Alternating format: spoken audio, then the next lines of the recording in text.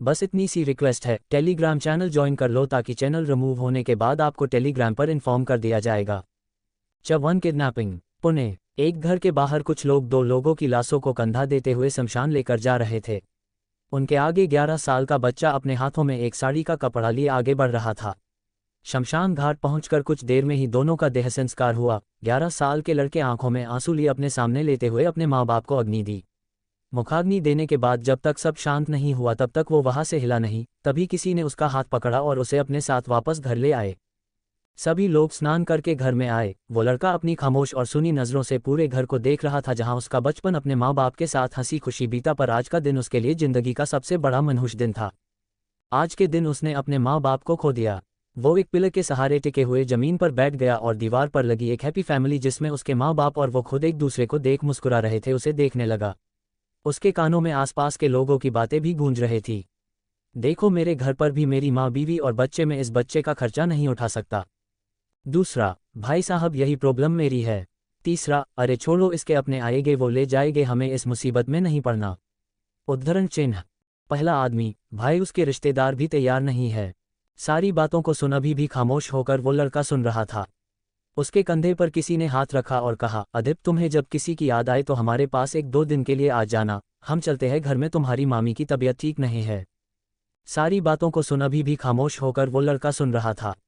उसके कंधे पर किसी ने हाथ रखा और कहा, अदिप तुम्हें जब किसी की याद आए तो हमारे पास 1-2 दिन के लिए आ जाना, हम चलते हैं घर में, तुम्हारी मामी की तबीयत ठीक नहीं है। अदिप खामोशी से उन्हें सुनता रहा। उन्होंने अपनी जेब से 500 का नोट निकाल उसके जेब में रख दिया और कहा, भूख लगे तो खाना खा लेना।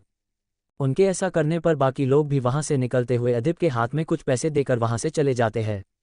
अदिप की नज़रें सभी के जाने बाद एक औरत पर गई जो उसे ही देख रही थी। उसका मन किया वो भागते हुए उस इंसान के सीने से लग जाए, वो ऐसा करता उससे पहले ही वो औरत वहां से चली गई। अदिप की आंखें हैरानी सी जाती हुई उस औरत पर बनी रही। पूरे घर में अब सिर्फ अकेला अदिप ही था। उसकी आंखों में ना आंसू आए थे और ना होठों पर हंसी। वो खामोशी से बस एक टक अपने माँ बाप की मुस्कुराती तस्वीर को देखने लगा। 15 साल बाद मुंबई के सबसे पोश इलाके में बने के विला के अंदर लगातार सामान टूटने की, चिल्लाने की आवाज आ रही थी। वही नौकर सभी सिर झुकाए एक साइड खड़े हुए 17 साल की लड़की की गुस्से से भरी आवाज सुन कांप रहे थे। तभी पीछे से एक रौबदार आवाज आए, झील क्यों इतना गुस्सा कर रही है आप। झील के हाथ में इस वक्त पोर्ट था जिसे वो वहां खड़े सर्वेंट के ऊपर फेंकने ही जा रही थी कि इस आवाज को सुन उसके हाथ खुद ब खुद रुक गए। उसने पलट कर देखा, उसके सामने उसके डेड आदेश सांघवी खड़े थे। उन्हें देख झील ने एक बार फिर गुस्से से पोर्ट को जमीन पर दे मारा। अगले ही पल उसका एक कांच का टुकड़ा वहां खड़े सर्वेंट के पैर में जा लगा। उसकी चीख निकली, पर अगले ही पल उसने मुंह पर हाथ रख अपनी आवाज को बाहर आने से रोक लिया। आदेश जी ने ये देख गुस्से से झील को देख कहा, ये क्या हरकत है आपकी, हमने यही सिखाया है आपको। आदेश जी के सवाल पर झील हंसते हुए टोन वे में बोली, अरे मेरे बिजी डैडी, आपको मौका ही कब मिला है जो आप मुझे कुछ सिखा पाए। आपके लिए आपकी जनता है, ना उन्हें सिखाए। पर आपका लेक्चर मुझे देने की गलती मत करिए, इससे आपका कीमती वक्त ही बर्बाद होगा। और हाँ, समझा देना अपने इस सर्वेंट को, मेरे रूल्स मैंने खुद बनाए हैं, जैसा चाहूँ वैसा ही करूँगी। आगे कभी बीच में आए या मुझे डिस्टर्ब किया तो इससे भी बुरा हाल करूँगी। गुस्से से बोलते हुए झील अपना बैग उठाए वहां से निकल गई। जैसे ही बाहर आई ड्राइवर ने तुरंत गेट खोला। झील उसके अंदर बैठी, ड्राइवर भी जल्दी से गाड़ी में बैठ वहां से निकल गया। इधर आदेश जी हताशा से बैठे हुए थे। तभी उनके मैनेजर पांडे उनके पास आकर खड़े हुए और बोले, सर मुझे लगता है आपको झील मैडम को अब टाइम देना चाहिए। आपके टाइम ना देने की वजह से शायद वह आपसे इस तरह बर्ताव करती हैं। आदेश जी ने अपनी नज़रें ऊपर उठाए और मैनेजर को देखकर कहा, अब कोई फायदा नहीं है, वो मुझसे नफरत करती है। उसकी नफरत को चाहकर भी मैं कम नहीं कर पा रहा हूँ। मुझे अब उसके लिए बहुत डर लगने लगा है। मेरे जाने के बाद न जाने कैसे लोगों से खुद को बचाएगी, कैसे इस अंपायर को हैंडल करेगी। लोगों की नज़रों से बचाने के लिए हमने कभी लोगों की नज़र खुद पर से कभी हटने ही नहीं दी, उन्हें मौका ही नहीं दिया कि वो झील पर ध्यान भी दे पाए। पर अब लगता है वो खुद ही अपने लिए कोई बड़ी मुसीबत पैदा कर लेगी। मैनेजर पांडे उनकी बात सुनकर परेशानी से बोले, तो सर अब आप क्या करेंगे, कैसे रोकेंगे झील मैडम को, वो तो कुछ सुनना ही नहीं चाहती हैं। आदेश जी किसी गहरी सोच में डूब गए, पर अगले ही पल उनकी आंखों में चमक आ गई। उन्होंने अपना फ़ोन निकाला और एक कॉल किया। मुंबई से दूर मलेशिया में खूबसूरत जंगलों के बीच बना एक बहुत ही सुंदर विला जो कई गुना अधिक मात्रा में फैला हुआ था। उसी विला के पीछे के भाग में एक बड़े से स्विमिंग पूल के अंदर एक शख्स स्विमिंग कर था। जैसे ही उसके कान में फ़ोन से आ रही एक अलग ही रिंगटोन की आवाज़ आई, वो एक फिश की स्पीड से भी तेज़ी से आगे बढ़ किनारे पर पहुंचा और जल्दी से कॉल रिसीव किया। कॉल रिसीव होते ही वहां से एक आवाज़ आए, अब तुम्हें आना ही होगा, हमें तुम्हारी ज़रूरत है। तुम इसे हमारा एक ऑर्डर समझ सकते हो। उस शख्स ने बस इतना ही कहा, आई एक्सेप्ट योर ऑर्डर, बिना किसी एक्सप्रेशन के साथ कहकर उसने कॉल कट किया और स्विमिंग पूल से बाहर आया। बेहद गोरा रंग, गीत जैसी तेज नज़र, खूबसूरत आकर्षित चेहरा, हल्की परफेक्ट शेप की बियर्ड, बॉडी पर इस वक्त सिर्फ बॉक्सर पहने हुए वो बेहद आकर्षित नजर आ रहा था। उसकी उम्र 26 से 27 के करीब थी। वहां खड़े सर्वेंट ने बाथरोब आगे बढ़ाए, उस शख्स ने दोनों हाथों को पीछे कर बाथरोब में डाले। सर्वेंट ने बाथरोब को ठीक से उसकी बॉडी पर सेट किया। वो शख्स आगे बढ़कर बाथरोब की नोट बांधते हुए जैसे ही विला के अंदर आया उसी पल उसका असिस्टेंट भागते हुए आया और कहा, बॉस आपकी एक अर्जेंट मीटिंग। वो आगे अपनी बात खत्म कर पता उससे पहले ही उस शख्स ने कहा, book flight to Mumbai. Assistant हैरानी से बोला, बट सर मीटिंग बहुत अर्जेंट है। उस शख्स ने उसे हाथ दिखा बोलने से रोका और कहा, जितना कहा है उतना ही करो बोलकर वो आगे बढ़ गया। उद्धरण चिन्ह।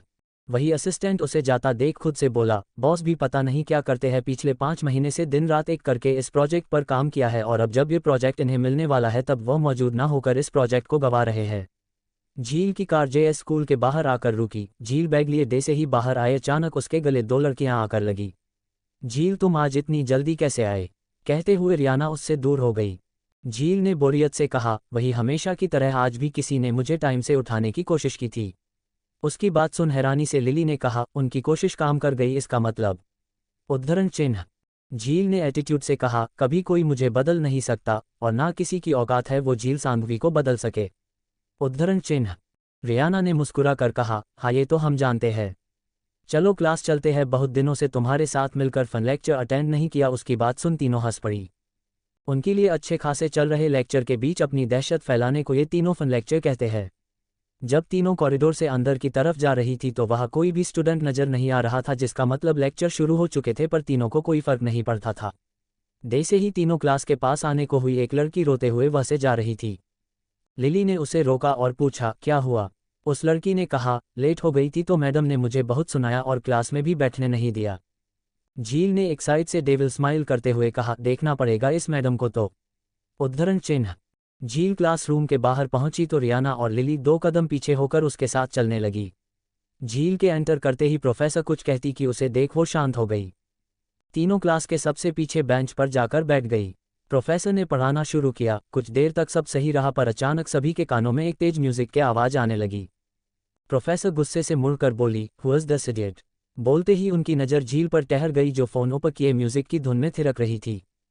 पर जैसे ही उसने प्रोफेसर की बात सुनी उसने गुस्से में कहा, लगता है अपनी जॉब प्यारी नहीं है।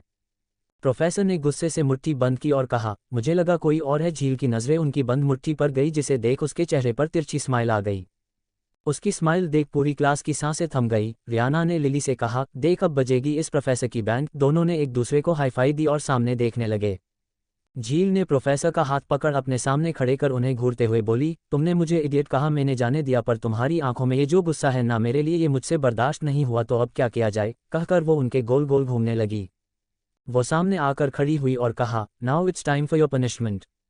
प्रोफेसर की आंखों में डर की एक लहर दौड़ गई। उसने डरते हुए कहा, क्या क्या करना होगा मुझे? झील के चेहरे पर डेविल स्माइल आ गई। उसने फोन पर एक सॉन्ग लगाया और कहा, लेट्स डांस। प्रोफेसर उस गाने को सुन शर्म से पानी पानी हो गई। उन्होंने झील की तरफ देखा, फिर पूरी क्लास की तरफ, सभी उसे ही देख रहे थे। अभी तक डांस न करते देख झील ने गुस्से से कहा, आर यू डांसिंग और नॉट? प्रोफेसर ने नम आंखों से कहा, मैं कैसे, ये स्टूडेंट है। झील ने बेफिक्री से कहा, आई डोंट केयर, अगर डांस नहीं किया तो इस स्कूल में आने की जरूरत नहीं। प्रोफेसर को ना चाहते हुए भी डांस करना ही पड़ा। कुछ लोग तो उनके वीडियो बनाने लगे। उनसे ये अब और बर्दाश्त नहीं हुआ। वो भागते हुए वहां से चली गई। झील हंसते हुए रियाना और लिली से बोली, हो गया ना फन लेक्चर कंप्लीट, चलो अब कैंटीन चले, बोलकर वो क्लास से निकल गई। उसी क्लास की विंडो के बाहर खड़े 2 लड़के जो कब से झील को देख रहे थे, उसके जाने के बाद किसी को कॉल कर बोले, रेडी रहो, यही टाइम है, बिना किसी की नज़रों में आए उसे उठा लो। सामने से आवाज आए, और डूड कितनी दिनों के बाद आज मछली पकड़ में आएगी। झील, रियाना और लिली तीनों कैंटीन में बैठी कोल्ड ड्रिंक के साथ सैंडविच, पिज्जा, बर्गर खाते हुए एंजॉय कर रही थी। झील ने अपना बैग लिया और उठते हुई बोली, तुम दोनों वेट करो, आई एम कमिंग।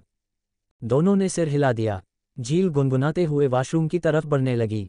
वॉशरूम में आते ही उसने डोर बंद किया। मिरर के सामने खड़ी होकर अपने बैग से लिपस्टिक निकाल होंठों पर लगा एक सेल्फी लेकर पोस्ट कर दी। तभी उसे कुछ हलचल महसूस हुई। उसने जोर से कहा, इज एनीवन इनसाइड? तभी अंदर से एक गेट खुला और एक लड़का बाहर आया। लेडीज वॉशरूम में एक लड़के को देख झील गुस्से से बोली, व्हाट इज दिस नॉनसेंस? तुम लेडीज वॉशरूम में क्या कर रहे हो, निकलो अभी के अभी। उद्धरण चिन्ह। वो लड़का मुस्कुराते हुए उसके पास आने लगा। झील अपने कदम पीछे लेकर गुस्से से बोली, I said get out of here. लड़के ने झील को शोर करता सुन जल्दी से उसके मुंह पर रुमाल रख दिया। झील अपने हाथ पैर हिलाने लगी, उससे छूटने की कोशिश करने लगी पर उस लड़के की पकड़ से आज़ाद नहीं हो पाए। अगले पल उसकी बाहों में झूल गई। झील को अपनी बाहों में संभालने के बाद उस लड़के ने फ़ोन निकला, डूड काम हो गया है, ये जल्दी से आ। उद्धरण चिन्ह। तभी वॉशरूम का गेट खुला, एक लड़का अंदर आया और दोनों ही अब पूरी सावधानी से पीछे के रास्ते से बाहर खड़ी एक कार में बैठाकर वहां से निकल गए। कार रफ्तार एक सुनसान जगह पर रुकी। दोनों लड़के झील को जंगल में बने एक कॉटेज में लेकर आए। झील को एक कमरे में रखा और अच्छे से उसके हाथ पैर को बांध। पहला लड़का बोला, डूड अब क्या करना है? सरे लड़के ने कहा, इसे होश आने दे, उसके बाद इसका घमंड में उतारूंगा। बहुत शौक है ना लोगों के बीच दूसरों की बेइज्जती करने का, तो इसके साथ जो भी करूँ उसका पूरा वीडियो सोशल मीडिया पर इसके अकाउंट से ही वायरल होगा, फिर देखता हूँ कैसे बचाती है अपनी सोकोल्ड इज्जत। उद्धरण चिन्ह। पहला लड़का हंसता हुआ बोला, सो सैड, बेचारी मिस यूनिवर्स, झील की इज्जत की धज्जियां उड़ेगी। अब सही भी है, याद है कैसे इसने तेरा प्रपोजल टुकराया था, वो भी कितनी बेइज्जती के साथ। मना तेरे अफेयर्स है, फिर भी पूरी कॉलेज में माइक पर बोलने की क्या जरूरत थी? दूसरा लड़का गुस्से से बोला, पहली बार इस समर्थ खुराना को इसकी वजह से शर्म महसूस हुई थी। पूरा कॉलेज मुझे उन्हीं नज़रों से देख रहा था, जैसे मैं एक रेपिस्ट हूँ। तो अब मुझे इसके साथ करना ही होगा। लोग जो सोचते हैं मुझे उनकी सोच को सही साबित करना है। रियाना लिली ने पूरा स्कूल देख लिया, झील कहीं नहीं मिली, कॉल भी लगाकर कोई फ़ायदा नहीं हुई। आखिरकार उसके ड्राइवर को ये बात बतानी पड़ी। ड्राइवर ने इस बारे में आदेश जी को बताना सही समझा और सब कुछ डिटेल्स में बता दिया। अगले कुछ मिनट में पूरे स्कूल की छुट्टी कर दी। पूरा स्कूल अब खाली हो चुका था। हर एक जगह देख ली पर झील का कोई पता नहीं चला। आदेश जी पूरी कोशिश कर रहे थे, स्कूल का सीसीटीवी फुटेज भी झील के बारे में कुछ नहीं बता पा रहा था, पर उन्हें इतना ज़रूर पता चला झील वॉशरूम एरिया में है पर लौटकर नहीं आई। पीछे भाग में कैमरे नहीं थे, इसका मतलब किसी ने उसे पीछे के रास्ते से किडनैप किया है। आदेश जी अब समझ गए, झील गायब नहीं किडनैप्ड हुई है। चट्टू कौन सी मूवी टेलीकास्ट कर रहा है? सुबह से शाम, शाम से रात, रात से सुबह हो चुकी थी पर झील का कहीं भी पता नहीं चला था। आदेश जी बहुत परेशान हो चुके थे, उन्हें जिन पर भी शक था सबका पता लगा लिया, कौन किस वक्त क्या कर रहा था, किसी का भी झील किडनैपिंग के पीछे हाथ नहीं था। मैनेजर पांडे आदेश जी को परेशान देख बोले, सर हमें इस बारे में पुलिस वालों को बताना चाहिए, वो शायद हमारी मदद करे। आदेश जी पांडे की बात सुन दर्द में भी मुस्करा दिए और बोले, पांडे क्या तुम भूल गए हो हम कौन है? पुलिस वाले हमारे पास आते हैं मदद मांगने, हम नहीं जाते। पांडे सिर झुकाए बोला, सॉरी सर, इतना सब कुछ हो रहा है तो दिमाग में जो भी आ रहा है बोल रहा हूं, अब तो हमारे पास सिर्फ किडनैपर के कॉल का इंतजार करना ही है। दूसरी तरफ कॉटेज में झील को होश आ चुका था। खुद को बंधा देख वो गुस्से से आसपास देख रही थी पर अभी तक वहां किसी की मौजूदगी की झलक तक नहीं थी। झील ने खुद को छुड़ाने के लिए पूरी ताकत लगा दी पर हाथों में चोट के साथ खून भी निकल गया, बट उसकी राशियों की कैद से हाथों को नहीं निकाल पाए। तभी एक झटके से गेट खुला, समर्थ खुराना अंदर आया। झील ने सिर उठाया, नजर समर्थ पर गई जिसे देख वो हैरान सी उसे देखने लगी।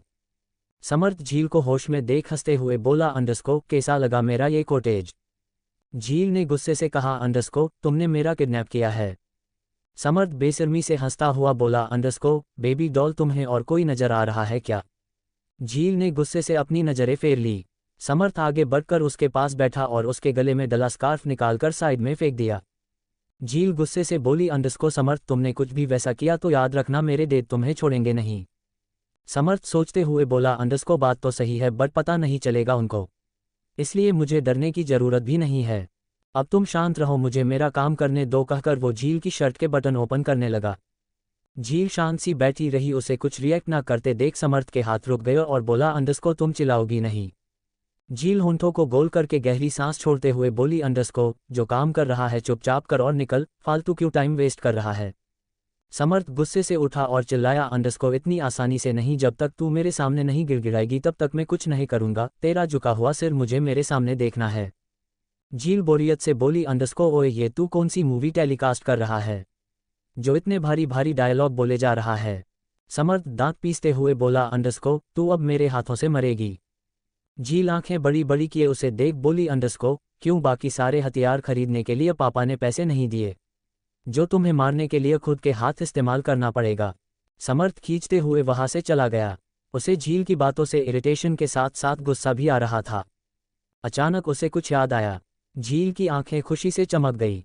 उसने अपने पैरों को पीछे किए और सूज के नीचे से फीड किया हुआ बहुत छोटा सा मगर तेज धार वाला चाकू था, जिसकी हेल्प से झील अपनी रस्सियों को हाथ से आज़ाद कराने में कामयाब हो गई। वो अपने कपड़े झाड़े और खुद से बोली, अंडरस्को, मर गए या मार दिए गए इस झील को कैद करने वाले, कहते हुए उसके चेहरे डेविल स्माइल थी। वो उसी रूम के बनी खिड़की से कूद वहां भाग गई। 2 दिन बीत गए थे। आदेश जी को झील के बारे में कोई भी इन्फॉर्मेशन नहीं मिली थी। वो बहुत परेशान हो चुके थे, अपना खाना पीना भी छोड़ वो अब सिर्फ झील की चिंता में लगे थे। दूसरी तरफ मुंबई एयरपोर्ट पर एक शख्स रफ्तार के साथ 2 गार्ड के साथ आगे बढ़ रहा था। आसपास के लोग अपनी जगह पर रुक रुक कर उस शख्स को देख रहे थे। वो शख्स सभी को अनदेखा कर गाड़ी में बैठा। ड्राइविंग सीट पर बैठे पांडे ने इस शख्स को देख कहा, अंडरस्को, मिस्टर अदिप कहा जाएगा पहले। सामने बैठा अदिप आंखों से ग्लासेस निकाल शांत और सटीक वे में बोला, अंडरस्को, स्कूल। गाड़ी तुरंत वहां से निकल कॉलेज के रास्ते पर दौड़ गई। स्कूल के सामने रुकते ही गार्ड ने गाड़ी का गेट खोला। उसमें से अदिप बाहर निकल पूरे स्कूल को अपनी पैनी नजरों से देखने लगा। पांडे जी भी पूरे स्कूल को देख बोले, अंडरस्को, आइए प्रिंसिपल के केबिन में चलते हैं। सभी प्रिंसिपल के केबिन आके बैठे। अदीप प्रिंसिपल से बोला, अंडरस्को, उसके फ्रेंड कहाँ है। प्रिंसिपल चेयर से उठे और बोले, अंडरस्को, वो आती ही होगी, मैं जाकर देखता हूँ। वो उठे और केबिन से बाहर जाने को हुए उससे पहले ही केबिन में रियाना और लिली आ पहुंची। दोनों को देख प्रिंसिपल ने उन्हें अपने सामने खड़ा किया और बोले, अंडरस्को, ये जो भी तुमसे पूछे सब सच सच बता देना। रियाना और लिली दोनों ही प्रिंसिपल सर के सामने चेयर बैठे शख्स को देखा। उसकी आंखों में झलकते गुस्से को देख उन दोनों ने अपनी नजरें तुरंत झुका ली। अदिप उन दोनों के सामने खड़ा हुआ और ध्यान से उन दोनों के चेहरे पर हर एक एक्सप्रेशन को नोटिस करने लगा और बोला, अंडरस्को, तुम दोनों मिस झील बेस्ट फ्रेंड हो, राइट। दोनों ने एक दूसरे का चेहरा देखा और कहा, अंडरस्को, हाँ हम उसके बेस्ट फ्रेंड है। अदिप ने आगे कहा, अंडरस्को, मिस झील का फिलहाल किसी से झगड़ा या बहस चल रही है, या फिर तुम्हें किसी पर शक है जिसकी मिस झील की बिल्कुल भी नहीं बनती हो। दोनों एक बार फिर एक दूसरे के चेहरे को देखने लगी। अदिप शांत खड़ा हुआ उन दोनों के जवाब का इंतजार कर रहा था। तभी रियान ने कहा, अंडरस्को, एक्चुअली झील को ज़्यादा किसी से बात करना पसंद नहीं है, इसलिए ना उसका किसी से झगड़ा हुआ और ना बहस। क्या हम जाएं? हमें हॉस्टल जाना है। अदिप ने सिर हिलाया और उन्हें जाने के लिए कह दिया। वो केबिन से निकल रही थी। तभी लिली की पॉकेट में रखा फ़ोन रिंग किया। लिली ने जल्दी से फ़ोन को निकाला और कॉल रिसीव किया। वहाँ से कुछ सुनाने के बाद लिली बोली, अंडरस्को, मेरी अलमारी खोलो, उसमें तुम्हें सारा सामान मिल जाएगा, बोलकर उसने फ़ोन रख दिया। अब दोनों केबिन से जा चुकी थी। अदिप अपनी जगह पर बैठा और पांडे जी को देखकर बोला, अंडरस्को, मिस झील की क्लास में से किसी स्टूडेंट को बुलाए। पांडे जी ने प्रिंसिपल को देखा तो प्रिंसिपल ने तुरंत प्यून को वहां से भेज दिया। कुछ देर के बाद झील की क्लास में से 2 लड़कियां रूम में मौजूद थी। अदिप दोनों को देख बोला, अंडरस्को, मिस झील का कोई दुश्मन है जिससे उसकी बिल्कुल ना बनती हो। इस सवाल से दोनों ही एक दूसरे को देखने लगे। अदिप गुस्से से बोला, अंडरस्को, मैंने जवाब पूछा, एक दूसरे को देखने के लिए नहीं कहा है। उसकी तेज आवाज़ सुनकर लड़की डरते हुए बोली, अंडरस्को, एक्चुअली उसका कोई दुश्मन नहीं है बल्कि वो सबकी दुश्मन है। अदिप की आंखें छोटी हो गई। उसने कहा, अंडरस्को, डिटेल्स में एक्सप्लेन करो। वो लड़की बोली, अंडरस्को, सर, झील कभी किसी से अच्छे से बात नहीं करती है। वो हमेशा दूसरों से झगड़ा और पंगे लेने का काम करती है, इसलिए आए दिन उसके क्लास में, कैंटीन में, गार्डन में, पार्किंग में हमेशा किसी न किसी के साथ झगड़ा होता ही रहता है। अदिप ने अपने सिर हिलाया और दूसरी लड़की से बोला, अंडरस्को, क्या तुम मुझे बता सकती हो कि फ़िलहाल कोई ऐसा इंसान जिससे उसकी बिल्कुल ना बनती हो, या फिर किसी से कोई बड़ा झगड़ा? वो लड़की बोली, अंडरस्को, अभी कुछ दिन पहले समर्थ खुराना नाम का लड़का है, उसने झील को प्रपोज किया था। उस दिन झील ने उसकी बहुत बेइज्जती की और उसे रिजेक्ट कर दिया। तब समर्थ ने उसे कहा था, अंडरस्को, वो उसे सबक सिखाकर रहेगा। अदिप ने दोनों को वहां से भेज दिया। अदिप पांडे जी से बोला, अंडरस्को, समर्थ खुराना की डिटेल्स लेकर आओ। कुछ देर बाद सारी इन्फॉर्मेशन मिलते ही अदिप और पांडे जी वहां से निकल गए। इस वक्त अदिप के हाथ में समर्थ खुराना की करंट लोकेशन थी। कुछ देर में गाड़ी जंगल के साइड बनी कॉटेज के बाहर आकर रुकी। अदिप गार्ड्स के साथ डे से ही अंदर आया। जमीन पर बिना कपड़ों के राशियों से बंधे लड़के को देख सभी के कदम रुक गए। अदिप ने गार्ड को इशारा किया। गार्ड ने तुरंत अपना जैकेट निकाल उसके पैर पर डाल कवर किया और पानी से भरी बोतल को उसके चेहरे पर डाल दिया। पानी पड़ते ही समर्थ ने अपनी आंखें खोली। उसका पूरा चेहरा पीला पड़ चुका था, होंठ सूख चुके थे। अपने सामने इतने लोगों को देख समर्थ हैरानी से बोला, अंडरस्को, आप सब कौन हो? क्या मेरे डैड ने भेजा है ये? अदिप आसपास की चीज को नोटिस कर रहा था। उसकी नज़र गर्ल स्कार्फ पर पड़ी। ये जेएस स्कूल की यूनिफॉर्म का स्कार्फ था। उसने समर्थ की हालत देखी और कहा, अंडरस्को, मिस झील कहाँ है? झील का नाम सुन समर्थ गुस्से से और नफरत के मिले जुले भाव से गरजते हुए बोला, अंडरस्को, उस लड़की का नाम मत लो, चुड़ैल है वो, सोचा था उसका किडनैप करूंगा, उसे सबक सिखाऊंगा, पर उस लड़की ने चालाकी से मेरे ही जगह में मुझे किडनैप कर लिया। 2 दिन से भूखा हूँ, प्लीज़ कुछ पीने के लिए दे दो वरना मैं मर जाऊंगा। बोलते हुए अब वो लगभग रोने लगा था। उसे बहुत शर्म आ रही थी अपनी ऐस बड़ी ये हालत देख, तो शुक्र मना रहा था, आखिर उसके बदन पर एक कपड़ा तो है। अदिप उसकी बात सुन अपना सिर सहलाते हुए कड़क लहजे में बोला, अंडरस्को, झील कहाँ है? समर्थ का रोना एकदम शांत हो गया। वो बोला, अंडरस्को, 2 दिन हो चुके हैं उसे मुझे ये बांधे कर भाग कर जाने में। अदिप हैरान हो गया, वो तुरंत वहां से निकल गया। पांडे जी परेशानी से बोले, अंडरस्को कहाँ होगी झील बेटा, ये से निकल, वो घर नहीं आई फिर कहाँ गई होगी? क्या जवाब दूंगा सर को, उन्होंने तो अपनी हालत भी बिगाड़ ली है, ऐसा चलता रहा है तो वो पूरी तरह से बीमार हो जाएंगे। अदिप खामोश सा बैठा हुआ किसी गहरी सोच में डूबा हुआ था। ड्राइवर में डरते हुए अदिप से कहा, अंडरस्को सर अब कहाँ जाना है? अदिप ने तुरंत अपनी आंखें खोली और तिरछी स्माइल करते हुए बोला, अंडरस्को गर्ल्स हॉस्टल। ड्राइवर ने गाड़ी उसी तरफ मोड़ ली। करीब 2 घंटे के बाद गाड़ी दे से ही गर्ल्स हॉस्टल के बाहर रुकी। अदिप बिना एक पल रुके बाहर आया, साथ ही गार्ड भी उसके पीछे आए। अदिप ने गार्ड को रुकने का इशारा किया और पांडे जी को देख कहा, अंडरस्को आप आइए मेरे साथ। दोनों आगे बढ़ने लगे। गर्ल्स हॉस्टल की हेड रोकने के लिए आगे बढ़ी, पर पांडे जी को देख वो रुक गई। वो अच्छे से पहचानती थी, पांडे जी शहर के मंत्री आदर्श सांघवी के मैनेजर है। वो रिस्पेक्ट से बोली, अंडरस्को आप ये सर। पांडे जी ने अदिप को देखा, वो यहाँ तो चुके थे पर समझ नहीं पाए थे आखिर वो हॉस्टल में क्यों लेकर आया है। अदिप ने हेड से कहा, अंडरस्को जरा पता करके बताए रियाना और लिली का रूम कौन सा है। हेड ने तुरंत कंप्यूटर में रियाना और लिली के रूम नंबर उन्हें बता दिया। रूम नंबर मिलते ही अदिप सभी को पीछे छोड़ भागते हुए सीढ़ियों से उस फ्लोर पर आया। वहां करीब 7 रूम बने थे। हेड ने जो नंबर बताया था, अदिप उस रूम के बाहर आकर रुका और दरवाजा नॉक किया।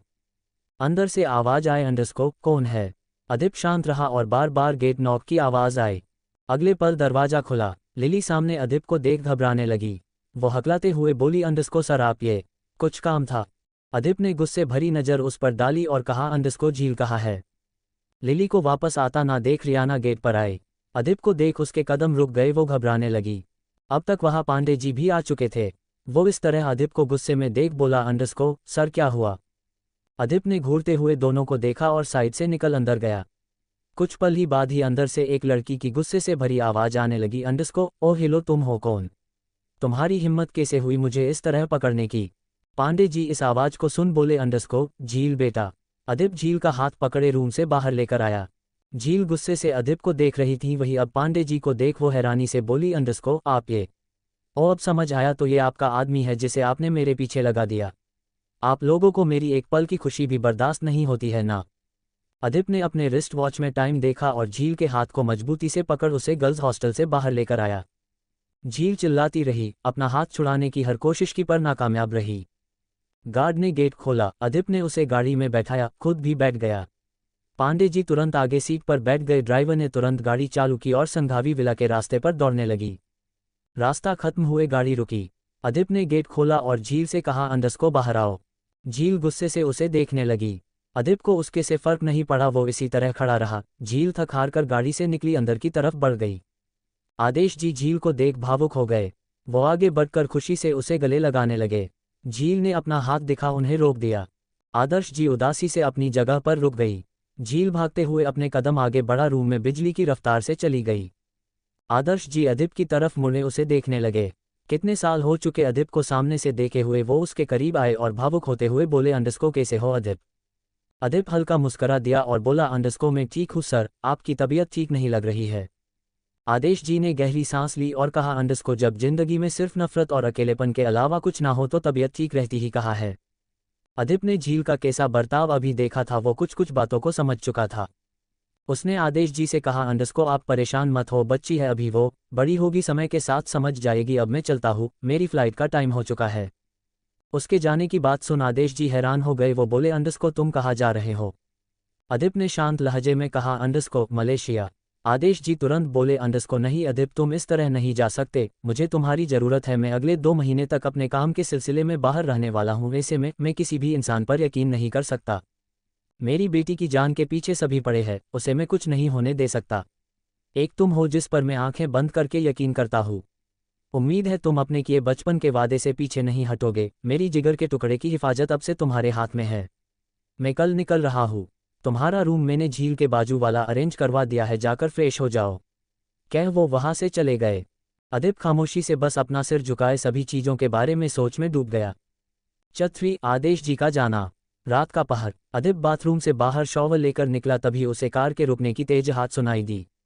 उसने टॉवल को साइड में रखा, बालकनी में आया। विला के बाहर एक कार खड़ी थी जिसके गेट से टिक कर एक लड़का और उसके गले गली झील खड़ी थी। झील उस लड़के से दूर हुई और बोली, अंडरस्को ईशान, आज बहुत मजा आया। मैंने आज से पहले इतनी अच्छी पार्टी एंजॉय नहीं किया। आज तुम्हारे वजह से इस पार्टी में जा पाए। नेक्स्ट टाइम कभी भी तुम ये जाओ मुझे बताना। ईशान हंसते हुए बोला, अंडरस्को ऑफ कोर्स बेबी, आज जो मजा आया मैं भूल नहीं सकता।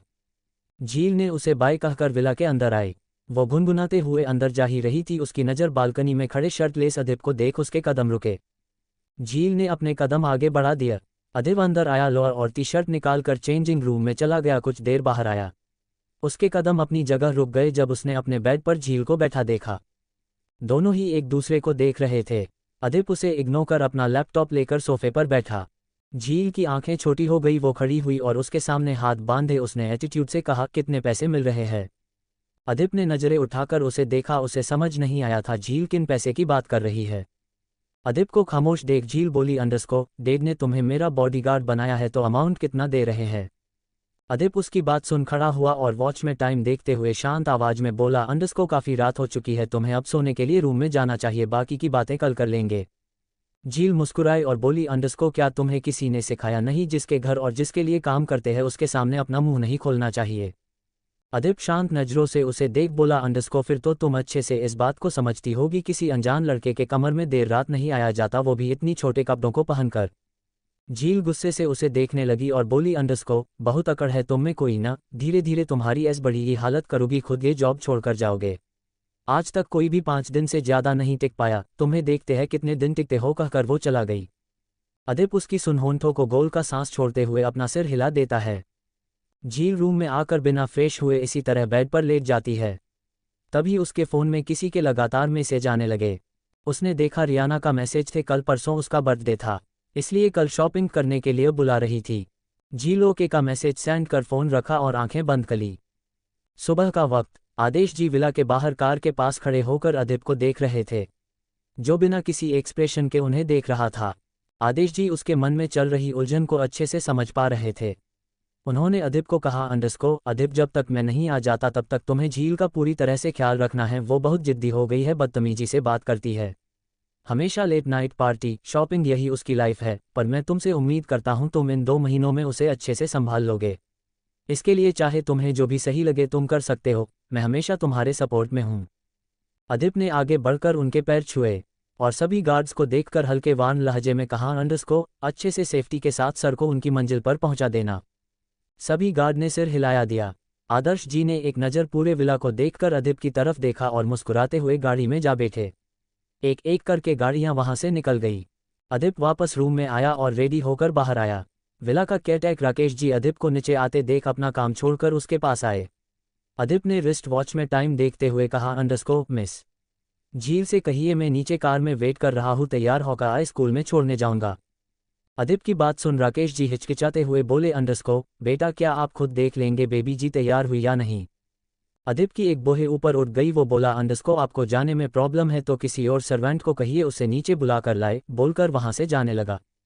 तभी राकेश जी ने कहा, अंडरस्को बेटा बात ऐसी है कि बेबी जी का कोई टाइम फिक्स नहीं है, वो कब स्कूल जाती है। अगर कोई भी सर्वेंट उनकी रूम में गया तो वो बहुत गुस्सा करती है। कोई भी सर्वेंट उनके कमरे में नहीं जाना चाहती। अदिप उनकी बात समझ गया, उसने सिर हिलाया और अगले ही पल वो ऊपर की तरफ चला गया। झील के रूम के बाहर आते ही अदिप ने डोर नॉक किया बट कोई जवाब नहीं आया। अदिप थोड़ा हिचकिचाते हुए डोर को ओपन करके अंदर आया। उसने देखा झील ब्लैंकेट से पूरी तरह कवर थी सिवाय उसके चेहरे को छोड़कर। उसने थोड़ी ऊंची आवाज में कहा, झील स्कूल का टाइम हो गया है, उठो जल्दी से तैयार हो जाओ। झील को डे से उसकी आवाज सुनाई ही न दी हो, वो बिल्कुल हिली भी नहीं। अदिप आगे आया और उसके ब्लैंकेट को उसके ऊपर से हटा दिया। झील ने तुरंत अपनी आंखें खोली और गुस्से से साइड में रखे टेबल वॉच को उठाकर बिना सामने खड़े इंसान पर फेंक दिया। वो वॉच अदिप को लगता उससे पहले ही उसने उसे पकड़ ली। उसकी आंखें सर्द हो चुकी थी जो झील पर बनी हुई थी। उसने आंखें बंद की और गहरी सांस लेकर खुद को शांत किया और बोला अंडरस्को स्कूल का टाइम हो चुका है, अगले 10 मिनट में तैयार हो जाओ। झील गुस्से से घूरते हुए बेड से उठी और हंसते हंसते हुए बोली अंडरस्को अच्छा लगा, पहला दिन है, जोश तो होगा ही अपनी ड्यूटी को अच्छे से निभाने का, पर गलती कर दी तुमने ये घटिया हरकत करके, बोलकर साइड में रखा पानी से भरा जंग अधीर के चेहरे पर फेंक दिया। क्या देगा अदिप झील की इस हरकत का जवाब? चफोर, ये एक बच्ची है, एक जिद्दी बच्ची। झील गुस्से से पानी से भरा हुआ जग अदिप के ऊपर फेंकती है। अदिप को बिल्कुल अंदाजा नहीं था झील कुछ ऐसा भी करेगी। वो हैरानी से उसे देखने लगा। झील आगे आए और बोली अंडरस्को यही हालत होगी जब जब मेरे रूम में बिना परमिशन के आओगे। अब निकलो ये से, मुझे बहुत काम है। झील आगे आए और बोली अंडरस्को यही हालत होगी जब जब मेरे रूम में बिना परमिशन के आओगे। अब निकलो ये से, मुझे बहुत काम है। अदिप ने मुट्ठी कसकर बंद कर ली और शांत लहजे में बोला अंडरस्को तुम्हारे पास 15 मिनट है, रेडी होकर नीचे आओ, स्कूल ड्रॉप करना है तुम्हें, मैं जाऊंगा। झील छोटी छोटी आंखें किए उसे घूरने लगी और दांत पिसते हुए बोली अंडरस्को मैं तुम्हारी नौकर नहीं हो जो तुम्हारा ऑर्डर फॉलो करूंगी। तुम मेरे नौकर हो इसलिए तुम्हें मेरे ऑर्डर को फॉलो करना है, और ख्याल रहे तुम्हारी मालकिन हूं तो इज्जत से बात करो, तुम की जगह आप कहो।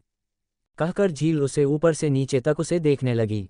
अदिप की शर्ट गीली हो चुकी थी जो उसकी बॉडी पर चिपक गई थी, जिसकी वजह से उसका उभरता हुआ सीन साफ साफ शर्ट के अंदर से नजर आ रहा था। अशिप उसकी नज़रों से थोड़ा अनकंफर्टेबल महसूस हो रहा था। उसने अपना गला साफ किया और कहा अंडरस्को जरूर कहता तुम्हें आप पर तब जब तुम्हारे पास खुद का नाम, खुद की एक पहचान, और सबसे बड़ी बात तुम्हारी उम्र और तुम्हारी हाइट बड़ी होती। तुम अभी इन सब में बहुत पीछे हो, इसलिए तुम्हें सभी से आप कहकर बात करनी चाहिए। आज के लिए इतना ही लेसन काफ़ी है, याद रखना, बोलकर वो वहां से अपने कमरे में चला गया। झील गुस्से भरी नज़रों से उसे जाते देख बिस्तर को गुस्से से जमीन पर फेंक देती है। उसने फ़ोन लिया और रियाना को कॉल किया। सुन, प्लान शाम तक जाने का था ना, अब चेंज है, हम सब अभी शॉपिंग के लिए निकल रहे हैं, मुझे पिकअप कर लेना, कॉफ़ी शॉप पर मिलेगी, कहकर उसने कॉल कट किया और खुद से बोली अंडरस्को बहुत शौक है मुझे स्कूल छोड़ने का, अब देखती हूँ कैसे लेकर जाते हो। पूरा आधा घंटा बीत चुका था, झील रूम से बाहर नहीं आई थी। अदिप हाल में बैठा हुआ बार बार ऊपर की तरफ देख रहा था। झील के आने के आसार ना देख वो अपनी जगह से उठा और रूम में पहुंचा। रूम में एकदम खामोशी पसरी हुई थी, सारा सामान बिखरा हुआ था, उसकी अलमारी खुली हुई थी, ड्रॉ खुले हुए थे, मेकअप का पूरा सामान फर्श पर बिखरा हुआ था। कमरे की ऐसी हालत देख अदिप ने सर्वेंट को बुलाकर कमरा साफ करने के लिए कहा और नीचे आया। घर के केयरटेकर राकेश जी उसके पास आते हुए बोले अंडरस्को क्या हुआ, बेबी जी अपने रूम में नहीं है। अदिप उन्हें सवालिया नज़रों से देखने लगा, आखिर उन्हें कैसे पता चला कमरे में झील नहीं है। उसकी आंखों में अपने लिए सवाल देखकर राकेश जी हंस दिए और बोले अंडरस्को ये पहली बार नहीं है जब बेबी जी ऐसा कर रहे हैं, आपसे पहले भी बहुत लोग आए हैं जिन्होंने मैडम की जिम्मेदारी अपने ऊपर ली थी, पर कुछ दिनों में वो खुद ही उनसे परेशान होकर भाग जाते थे। अदिप ने अपना फ़ोन निकाला और खुद से बोला अंडरस्को मैं बाकी जैसा नहीं हूँ जो इतनी आसानी से हार मान ले, मेरे सामने अच्छे अच्छे हार मान जाते हैं, फिर तो ये एक बच्ची है, एक जिद्दी बच्ची जिसे हैंडल करना मेरे लिए बहुत आसान है। दूसरी तरफ झील आराम से मस्त कॉफ़ी के शिप लेते हुए मुस्कुरा रहा थी। तभी रियाना उसके पास आई, उसे खुद में मुस्कुराता देख वो घूरते हुए बोली अंडरस्को क्या बात है, आज तो कमाल हो गया, मैडम खुद में स्माइल कर रही है। झील उसे देख अपना पर्स उठाकर बोली अंडरस्को तुम्हें अच्छे से पता है ना मुझे लेट आने वाले बिल्कुल पसंद नहीं है, ये तो तुमने 10 मिनट तक मुझे कराया है, इसकी क्या सज़ा होनी चाहिए। बोलते हुए उसके चेहरे पर सीरियस एक्सप्रेशन आने लगे थे, जैसे वो कोई बड़ी सज़ा उसे देने वाली हो। रियाना उसकी बात सुन थोड़ा घबराती हुए बोली अंडरस्को झील रास्ते में ट्रैफिक मिल गया था इसलिए लेट हो गया, आइंदा से ध्यान रखूंगी, पर पनिशमेंट ज़्यादा हो जाएगा। झील गाड़ी का गेट खोल उसमें बैठते हुए मुस्कुरा कर बोली अंडरस्को तुम इतना डर क्यों रही हो, मैं बस मजाक कर रही थी। रियाना अब थोड़ा रिलैक्स होकर उसके साथ बैठ गई। गाड़ी वहां से निकली कि तभी एक गाड़ी उसका पीछा करने लगी। गाड़ी मॉल के बाहर आकर रुकी। रियाना और झील दोनों बाहर आए, सामने ही उन्हें लिली दिखी, तीनों एक दूसरे से गले मिले मॉल के अंदर चले गए। वही उस गाड़ी का पीछा कर रही कार में से अदिप बाहर निकला। उसकी तेज नज़र झील पर ही बनी हुई थी, वो भी अंदर उन तीनों के पीछे चल दिया बिना झील की नज़रों में आए। तीनों एक शॉप पर गए जहां रियाना को वहां की सारी ड्रेस पसंद आ गई। उसके हाथ में जो आता गया वो उठाकर बिलिंग काउंटर पर जमा करती गई। ली ने भी कुछ ज़्यादा नहीं पर 5 ड्रेस खुद के लिए ले ली। वही झील अभी भी ड्रेस पसंद कर रही थी, उसे कुछ पसंद नहीं आ रहा था। उसकी नज़र सामने बने एक न्यू शॉप पर गई जहां एक डमी ने बेहद सुंदर ड्रेस पहना हुआ था। उसे एक नज़र में वो पसंद आ गया, वो तुरंत वहां जाना चाहती। वो ड्रेस सेक्शन से बाहर आए और शॉप से बाहर जाने लगी। तभी रियाना ने उसका हाथ पकड़ उसे रोकते हुए बोला अंडरस्को झील तुम कहाँ चली। झील बोली अंडरस्को मुझे ये कुछ पसंद नहीं आया, सामने एक शॉप है वहाँ मैंने एक ड्रेस देखी बहुत प्यारी है, मैं उसे लेने जा रही हूँ। तुम दोनों जल्दी उसी शॉप पर आ जाना बोलकर पलट कर जाने लगी कि तभी रियाना ने एक बार फिर रोका और बोली अंडरस्को, हाँ चली जाना, पर हमने कितनी सारी ड्रेस खुद के लिए पसंद किए हैं, चलो मेरे साथ और बताओ कैसी लग रही है। झील ने सिर हिलाया और रियाना के साथ बिलिंग काउंटर पर आ गई। झील वहां रखी ड्रेस को देखने लगी। तभी रियाना फोन में देखते हुए बोली अंडरस्को, झील तुम रुको, मैं कॉल करके आती हूँ। झील ने सिर हिलाया। रियाना के जाने के बाद वहां सिर्फ लिली खड़ी थी जो फिर से ड्रेस देखने में बिजी हो गई। तभी सेल्स गर्ल बोली अंडरस्को मैडम ड्रेस पैक हो चुकी थी एंड बिल 3 लाख का बना है, पेमेंट कैसे देगी आप। तभी वहां रियाना वापस आई। जब उसने सेल्स गर्ल की बात सुन कहा अंडरस्को, तुमने शायद झील को पहचाना नहीं, वो इस मॉल की ओनर है, तुम मुझसे पूछ भी कैसे सकती हो वो पेमेंट किससे करेगी। झील हैरान हो गई, वो कब से इस मॉल की ओनर बन गई। उसकी हैरानी देख रियाना ने सिर पीट लिया। वो बोली अंडरस्को झील कभी न्यूज भी देख लिया कर, इस मॉल को कुछ दिनों पहले ही तुम्हारे डैड ने खरीदा था, जो उन्होंने अपनी बेटी के नाम कर दिया था।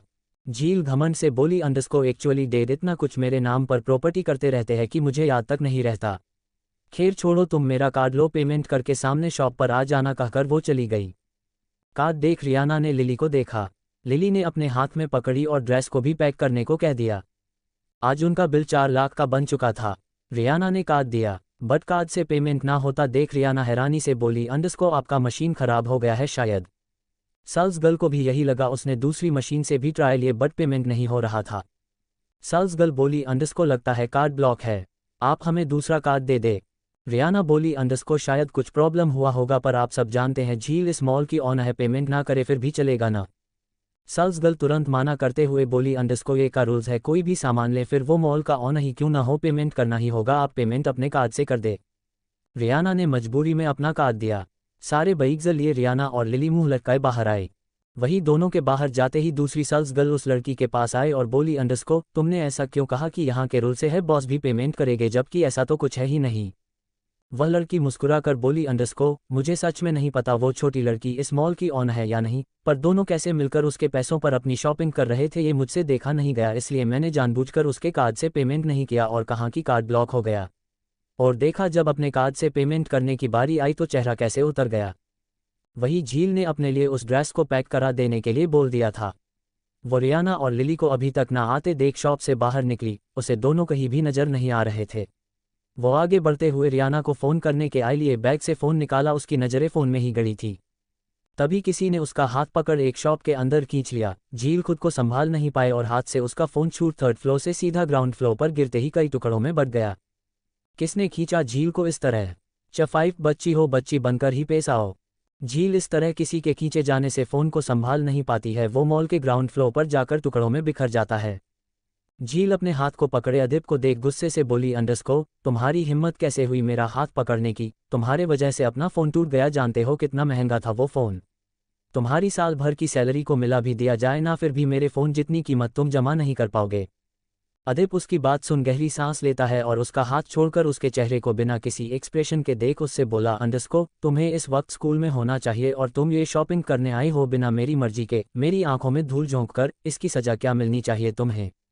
झील हंसते हुए बोली अंडरस्को सजा, और वो भी तुम सपने ऐसे देखो जो तुम्हारी औकात में करने के लायक हो, 1 मिनट नहीं लगेगा तुम्हें जॉब से हटाने में। अदिप शांत लहजे में बोला अंडरस्को ठीक है कोशिश कर सकती हो, तब तक तुम्हें मेरी बात माननी होगी। झील उसकी आंखों में आंख डालते हुए बोली अंडरस्को कभी भी नहीं, मुझे रोक सके ऐसा कोई नहीं बना। अदिप ने उसका हाथ पकड़ा और मॉल से बाहर ले जाने लगा। झील अपने दांत पीसते हुए अदिप को गुस्से से घूर रही थी। अदिप ने झील को गाड़ी में बैठाया और वहां से निकल गया।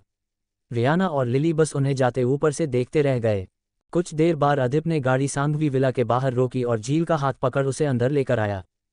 हॉल में बैठे 2 लोगों को देख अदीप बोला अंडरस्को आपकी स्टूडेंट यह मौजूद है, नोटबुक्स भी यही है, आप पढ़ाना शुरू करिए। झील ने अपने सामने 2 टीचर्स को देख गुस्से से घूरती हुई बोली अंडरस्को तुम मुझे पढ़ाओगे, देखती हूँ कैसे पढ़ा सकते हो मुझे, बोलकर सोफे पर बैठ दोनों को देख एटीट्यूड से बोली अंडरस्को आपको अच्छा मौका मिला पढ़ाने के बहाने पैसे लूटने का, बैठ जाए और शांति से 2 घंटे तक अपना फ़ोन यूज़ करो और टाइम खत्म होते ही अपनी बुक्स लेकर निकल जाना ये से। अदिप अभी भी शांत खड़ा झील को देख रहा था। टीचर्स बैठे और नोटबुक निकाल उसे पढ़ाना शुरू किया। झील का ध्यान अपने नाखून पर थे जिन्हें वो सेट कर रही थी। उसने बैग से नेल पेंट निकाली और कलर करने लगी। अदिप आगे आया और उसके हाथ से उस सीसी को लेकर वापस बईगज़ में रखा और बेहद सर्द आवाज में बोला अंडरस्को तुम्हारे बोर्ड के एग्जाम है कुछ दिनों में, याद हो तो तुम्हें पढ़ाई पर ध्यान चाहिए न कि इन फालतू कामों में। झील के चेहरे पर तिरछी स्माइल आ गई। उसने कहा, अंडरस्को तुम्हें क्यों मेरी इतनी पड़ी है? एग्जाम मेरे फिक्र मुझे होनी चाहिए, ये तो तुम इस तरह रिएक्ट कर रहे हो जैसे एग्जाम में मेरे नंबर कम आए तो तुम्हारी सैलरी कम हो जाएगी। अदिप इस पर कुछ नहीं बोला और टेबल पर रखी बुक्स को उठाकर उसने झील के हाथ में थमा दिया और बोला, अंडरस्को अगर अभी तुमने ठीक से ट्यूशन क्लास नहीं ली तो याद रखना पूरी रात तुम्हें जागकर पढ़ना पड़ेगा। झील ने बुक्स को टेबल पर लगभग फेंकते हुए गुस्से से अदिप को देखा और बोली, अंडरस्को मेरा जो मन आएगा वो मैं करूंगी, तुम मुझे नहीं रोक सकते, बोलकर भागते हुए अपने रूम में चली गई। टीचर्स अपनी जगह से खड़े हुए एक दूसरे को देखने लगे। अदिप ने दोनों को वहां जाने के लिए कह दिया और झील के कमरे को एकटक देखने लगा। शाम का वक्त, झील अपने रूम में बैठी हुई कुछ सोच रही थी। उसने ड्रॉ से दूसरा फ़ोन निकाला और सोशल मीडिया स्क्रॉल करने लगी। तभी उसके पास ईशान का कॉल आया, जो उसे आज फिर क्लब जाने के लिए बुला रहा था। अचानक उसके दिमाग में अदिप का बार बार टोकना याद आ गया। वो तिरछी स्माइल के साथ बोली, अंडरस्को ठीक है, मुझे एड्रेस सेंड करो, मैं पहुंच जाऊंगी। झील अपने क्लोजेट से एक शॉर्ट ड्रेस निकालकर उसे खुद पर लगाकर देखने लगी। तभी रूम का गेट खुला और अदिप अंदर आया। अदिप उसे ड्रेस के साथ देख घूरते हुए बोला, अंडरस्को कहाँ जा रही हो? झील इतराते हुए बोली, अंडरस्को पार्टी करने जा रही हूँ, तुम्हें मेरे साथ चलना है तो रेडी हो जाओ, लेट करोगे तो तुम्हें छोड़कर चली जाऊंगी। अदिप गुस्से से आगे बढ़ा और उसके हाथ से ड्रेस को छीनकर बेड पर फेंक दी। झील गुस्से से उससे कुछ कहने के लिए मुंह खोलने ही वाली थी कि अदिप ने उसकी बाजू को पकड़ दीवार से लगा दिया। झील आंखें बड़ी बड़ी किए उसे देखने लगी। अदिप अपने सीने तक आती झील के चेहरे को ऊपर उठाकर उस पर झुकते हुए बोला, अंडरस्को शांत हो, शांत रहने दो, जिस दिन ये शांति खत्म हुई तुम्हारी जिंदगी अशांत हो जाएगी। बच्ची हो, बच्ची बनकर ही पेश आओ, अगर अपनी लिमिट से आगे बढ़ी तो मैं भूल जाऊंगा एक बच्ची की जिम्मेदारी मुझे मिली है, और इतनी शक्ति दिखाऊंगा कि मेरे नाम से ही तुम्हारी बॉडी कांप जाएगी। झील आंखें बड़ी बड़ी किए अदिप को देख रही थी। आज से पहले उससे किसी ने भी इस तरह बात नहीं की थी। उसे अपनी ये इंसल्ट लग रही थी। उसने गुस्से से खुद को छुड़ाया। अगले पल अदिप ने उसे खुद से दूर किया और बोला, अंडरस्को पढ़ने के लिए बैठ जाओ, मैं तुम्हें पढ़ाने वाला हूँ। झील ने इस पर कहा, अंडरस्को मैं नहीं बैठूंगी, मुझे बाहर जाना है। अदिप चेयर पर बैठा और बोला, अंडरस्को ठीक है जा सकती हो, पर मेरी एक शर्त है। झील उसे सवालिया निगाहों से देखने लगी। अदिप चेयर से उठा और उसके बैग में रखे सारे एटीएम कार्ड, कैश सब कुछ उसने अपने जेब में रख उसका फ़ोन भी छीन लिया और बोला, अंडरस्को अब तुम जा सकती हो। झील को बहुत गुस्सा आ रहा था अदिप को खुद पर इतनी घोष जमाता देख। ऊपर से वो कुछ कर भी नहीं पा रही थी। वो एक नौकर था जिसका काम सिर्फ उसका बॉडीगार्ड बनने का था, पर यहाँ तो उसका काम उसकी जिंदगी में दखल देना हो गया था। झील को ऐसा लग रहा था जैसे अदिप उस पर कंट्रोल करने की कोशिश कर रहा हो और यही सोचकर उसे हद से ज़्यादा गुस्सा आ रहा था। वो सब कुछ फेंकना चाहती थी, पर सामने खड़े इंसान को देख अपने गुस्से को अंदर दबा लिया और घुरकर उसे देख बोली, अंडरस्को तुम्हें क्या लगता है तुम्हें सब छीन लोगे तो मैं नहीं जाऊंगी? तो तुम्हारी गलतफहमी है, मैं जाऊंगी और जाकर दिखाऊंगी, तुम बस देखते जाओ, बोलकर वो ड्रेस लेकर वहां वॉशरूम में चली गई। कुछ देर के बाद वो तैयार होकर रूम में आए। अदिप को रूम में ना देख उसने मुंह बना लिया और तैयार होकर बाहर आए। उसके लिए अदिप के कहने पर कार रेडी खड़ी थी। झील गाड़ी में बैठी। ड्राइवर ने गाड़ी क्लब की तरफ दौड़ा दी। कुछ देर बाद गाड़ी रुकी। झील गाड़ी से निकली और क्लब के अंदर आई। उसने देखा रियाना, लिली साथ ही ईशान तीनों काउंटर पर बैठे हुए थे। वो मुस्कुराती हुई तीनों के साथ बैठ गई। रियाना उसे देख जूस का शिप लेते हुए बोली, अंडरस्को आज कुछ लेट नहीं हो गई? झील ने कुछ नहीं कहा और खुद के लिए जूस ऑर्डर कर अपनी नज़रें डांस फ्लोर पर डांस कर रहे लोगों को देखने लगी। ईशान ने झील का हाथ पकड़ा और उसे डांस फ्लोर पर ले जाकर उसके साथ डांस करने लगी। जब कुछ देर बाद डांस करने वो थक गई तो वापस काउंटर से अटैच चेयर पर आकर बैठी और जूस का ग्लास उठाकर उसे पी लिया। तभी रियाना बोली, अंडरस्को जूस से काम नहीं चलेगा, आज कुछ स्ट्रॉन्ग पी, तेरा मूड ठीक नहीं लग रहा है, उससे शायद ठीक हो जाए। झील का मूड सच में खराब था। उसने एक स्ट्रॉन्ग पैक बनवाया और एक ही सांस में पीकर खत्म कर दिया। उसे पूरा दिमाग हिल गया और सीने से बहुत ही ज़्यादा जलन होने लगी। उसने हल्के से अपने दिल पर हाथ रखा और टेप करने लगी।